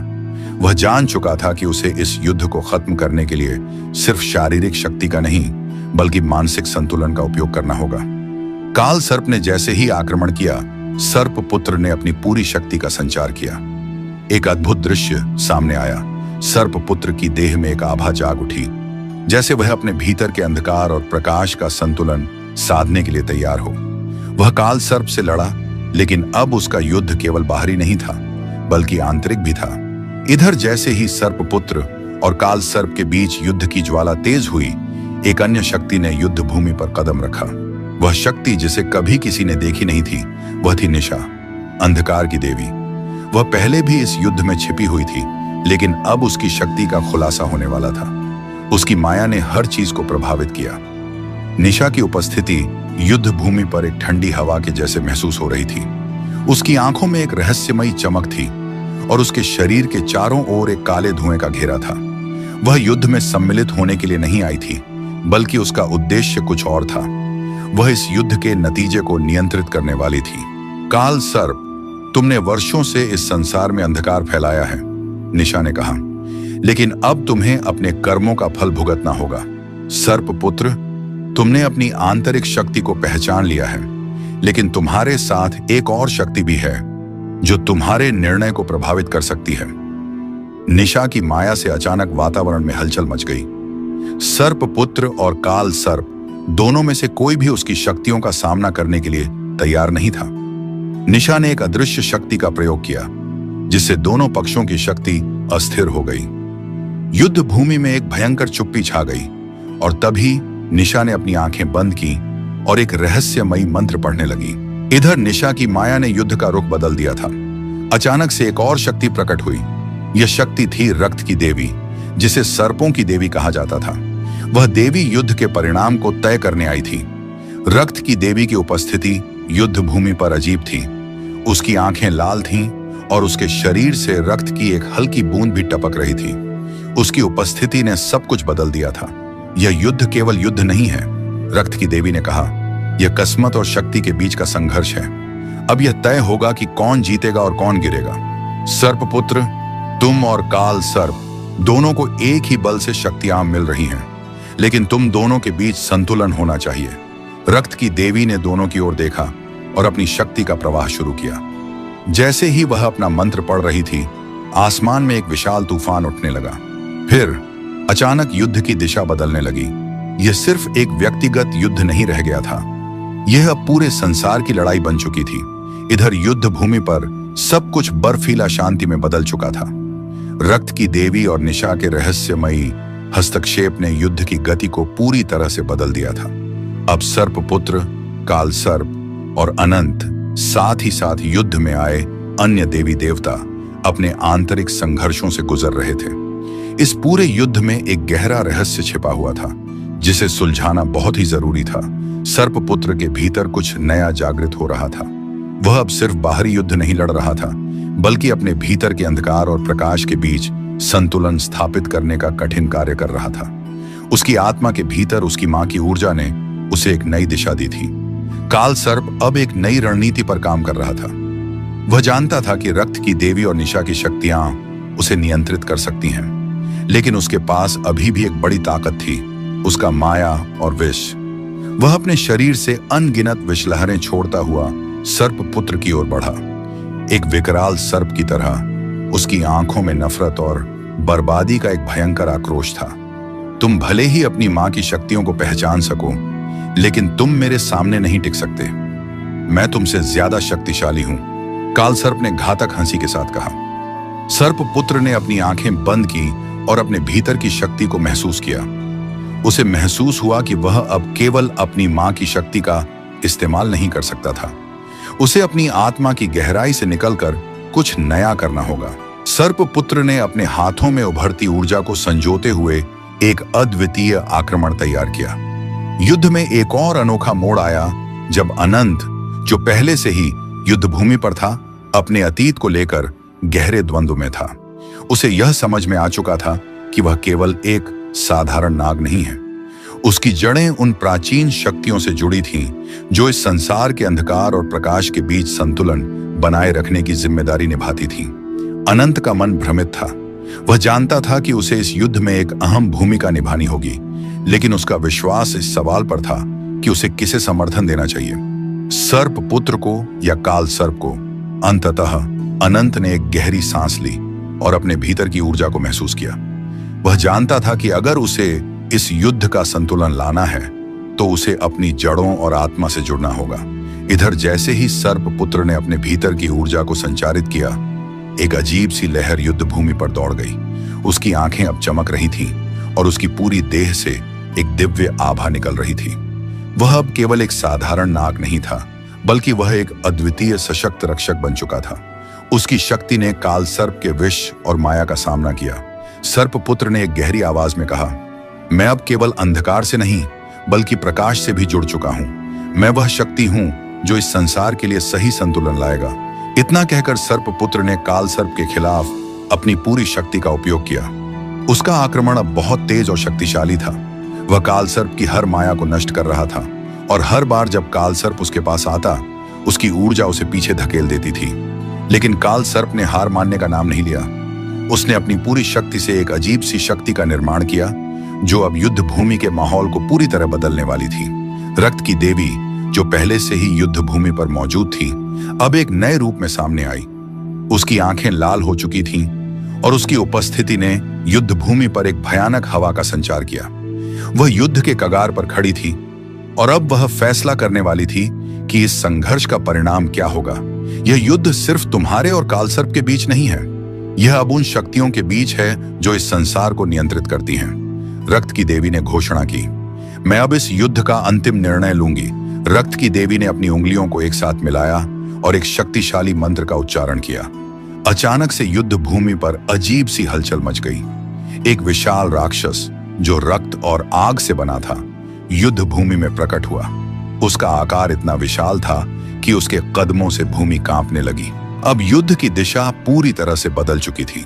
सर्प पुत्र और काल सर्प दोनों के बीच संघर्ष और बढ़ गया था, लेकिन यह अब केवल बाहरी शक्ति का नहीं, बल्कि आंतरिक शक्ति और निर्णय का युद्ध बन चुका था। अनंत, रक्त की देवी और निशा ने अपनी अपनी शक्तियां उभार दी थीं और अब सब कुछ इस पर निर्भर था कि सर्प पुत्र अपनी शक्ति को किस दिशा में मोड़ेगा। क्या वह अपने अंधकार से निकलकर प्रकाश की ओर जाएगा या काल सर्प की माया में ही फंसा रहेगा।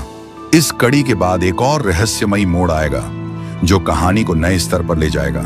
इधर युद्ध भूमि पर खामोशी का एक भयावह दौर था। रक्त की देवी ने अपनी शक्ति का आह्वान किया था, लेकिन इससे पहले कि सब कुछ स्पष्ट होता, एक और अनहोनी घटित हुई। काल सर्प, जो पहले से ही अपनी पूरी शक्ति से सर्प पुत्र से जूझ रहा था, अब अपनी माया के जरिए नए हथकंडों की ओर बढ़ रहा था।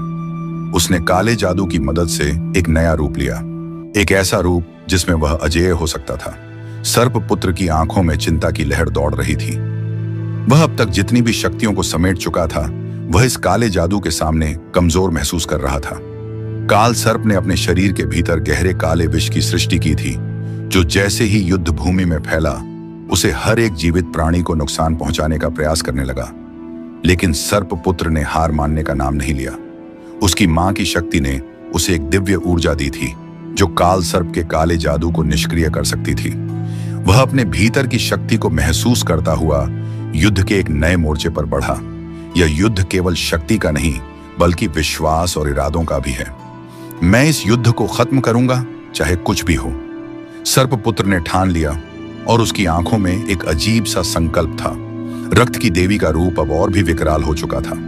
उसकी आंखें जलती हुई आग के समान थीं और उसके हाथों से खून की धाराएं बह रही थीं। लेकिन उसकी मौजूदगी युद्ध भूमि को प्रभावित करने के बजाय कुछ और गहरा संकेत दे रही थी। वह एक आंतरिक संघर्ष से गुजर रही थी, एक ऐसा संघर्ष जो उसे अपनी ही शक्तियों के साथ टकराता हुआ दिखाई दे रहा था। वह जानती थी कि काल सर्प और सर्प पुत्र के युद्ध में एक नया मोड़ आ चुका था, और इस मोड़ का सामना करना सिर्फ उसके लिए ही नहीं, बल्कि पूरे संसार के लिए बेहद महत्वपूर्ण था। रक्त की देवी की आंखों में कुछ गहरे राज थे, जो अभी तक किसी के सामने नहीं आए थे।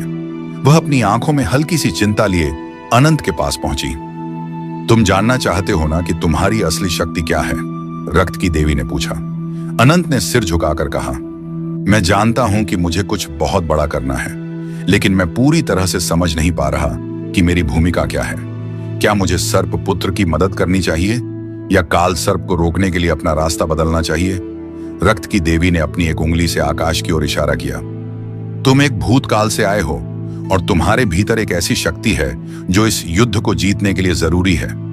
तुम्हारी शक्ति केवल आकाश और पृथ्वी से नहीं, बल्कि उन शक्तियों से भी जुड़ी है जो तुम्हें अतीत में मिली थी।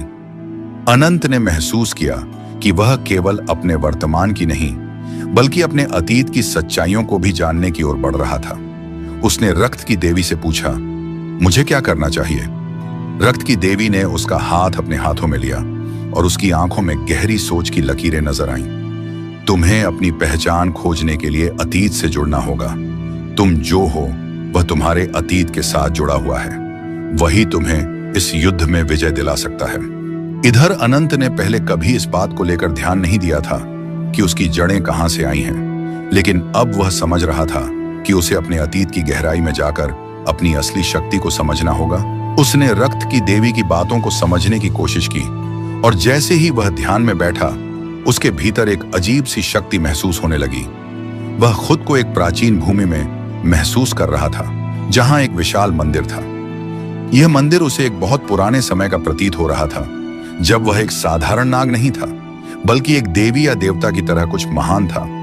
उसने महसूस किया कि उसकी शक्तियां अब केवल अपनी नहीं थीं, बल्कि वह उस अतीत से जुड़ी थीं जो उसे इस समय में लौटने पर पूरी तरह से स्पष्ट होने वाली थी। अनंत ने अपनी आंखें खोलते हुए महसूस किया कि अब उसे अपने अगले कदम के लिए पूरी तरह से तैयार होना होगा। यह युद्ध केवल बाहरी शक्ति का नहीं, बल्कि उसके भीतर की छिपी शक्तियों को जागृत करने का था। जैसे ही सर्प पुत्र ने अपनी आंतरिक शक्ति को और प्रकट किया, काल सर्प ने उसे चुनौती दी। वह अपने काले जादू के साथ और भी प्रबल हो गया था, लेकिन अब वह देख रहा था कि सर्प पुत्र की शक्ति ने उसे हर बार पीछे धकेल दिया था। तुम समझ नहीं पा रहे हो, काल सर्प ने गहरी हंसी में कहा।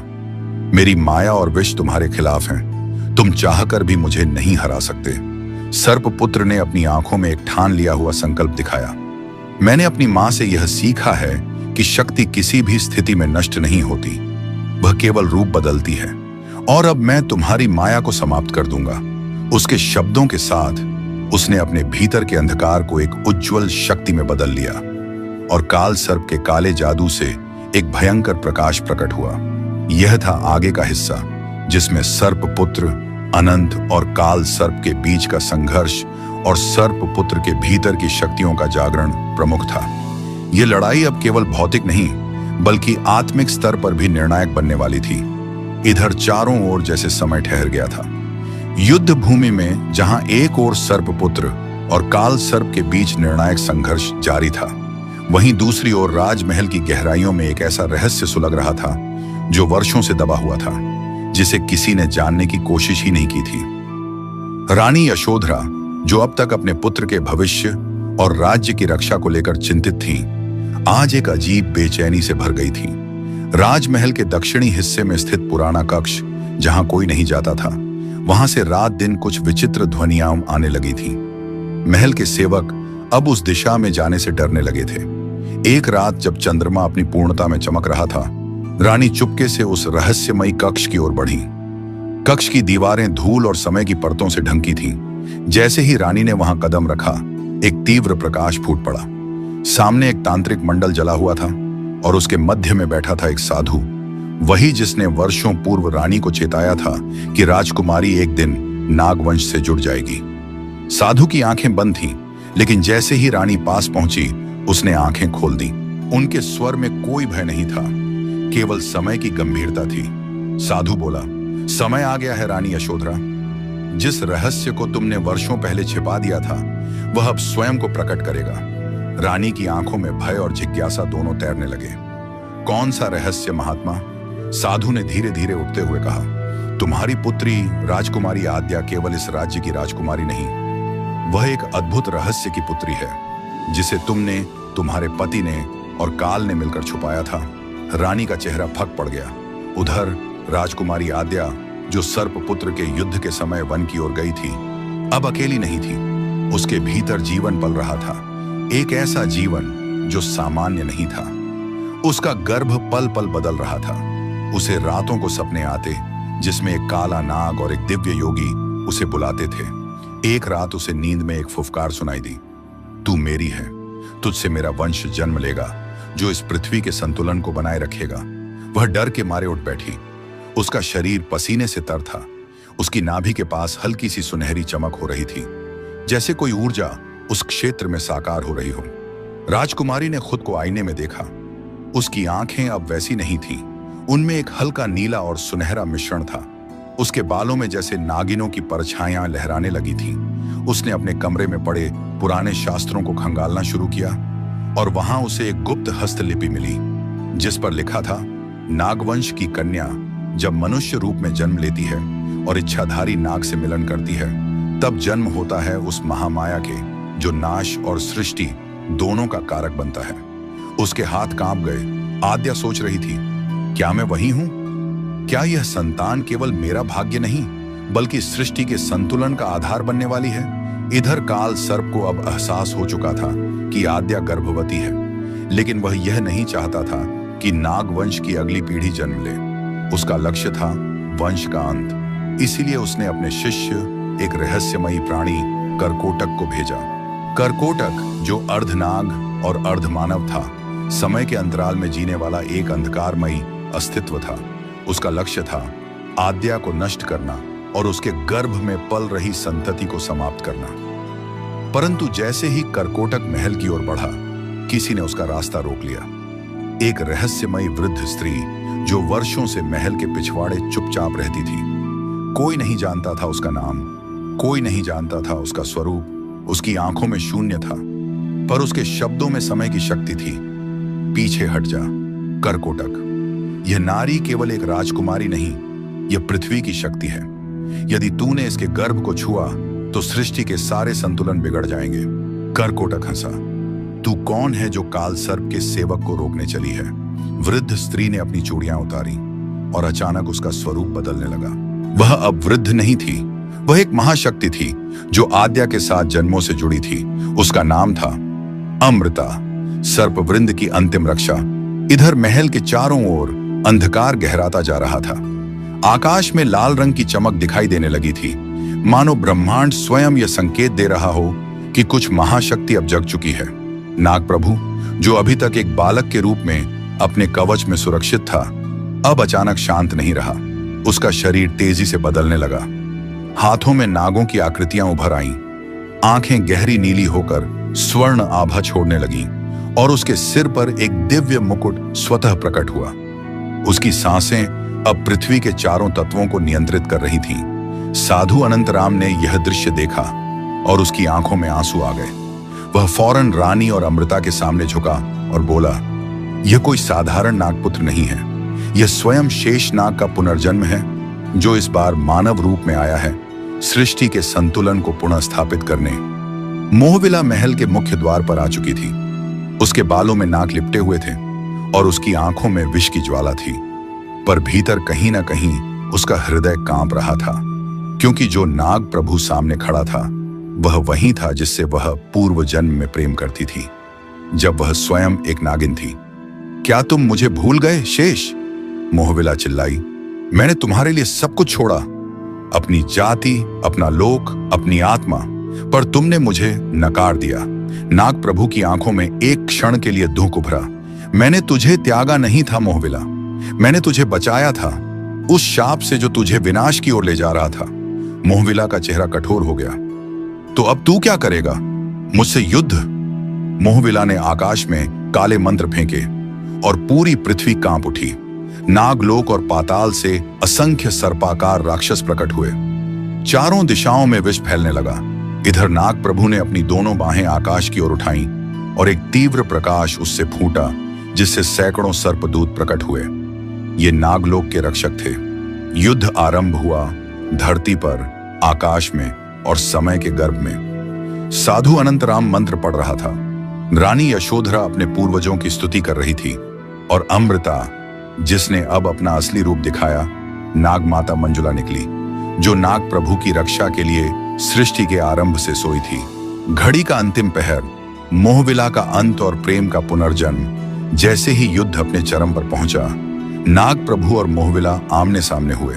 नाग प्रभु बोला, तू चाहती है कि मैं तुझसे प्रेम करूं, पर यह प्रेम नहीं, यह प्यास है अधूरी आत्मा की। सच्चा प्रेम तो त्याग में है। मोहविला की आंखों से आंसू निकल पड़े और उसी क्षण उसने अपने सारे अंधकार को त्याग दिया। अगर तेरा प्रेम सच्चा है तो मैं उसे अंतिम बार साक्षात देखना चाहती हूं। नाग प्रभु ने अपना तेज वापस लिया और मोहविला के सामने वही नाग रूप प्रकट किया जिससे वह कभी प्रेम करती थी। वह मुस्कुराई और धूप की किरणों में विलीन हो गई। अब युद्ध समाप्त हो चुका था। धरती पर फिर से शांति आ गई थी। नाग प्रभु एक दिव्य पुरुष के रूप में महल के प्रांगण में खड़ा था। उसके चारों ओर नागलोक और मानवलोक के प्राणी नतमस्तक थे। राजकुमारी आद्या अब एक तपस्विनी बन चुकी थी, जिसने नाग प्रभु को जन्म दिया था, पर अब वह उसे त्याग कर वन में चली गई, सृष्टि के कल्याण के लिए। साधु अनंतराम, जो स्वयं व्यास राशि का अंश था, अब हिमालय लौट गया, जहां वह आने वाले युगों की नई कथाओं को लिखेगा। और नाग प्रभु, वह अंत में कैलाश की ओर निकल पड़ा, जहां महादेव की छाया में बैठकर वह इस संसार की संतुलन की डोर थामेगा। जब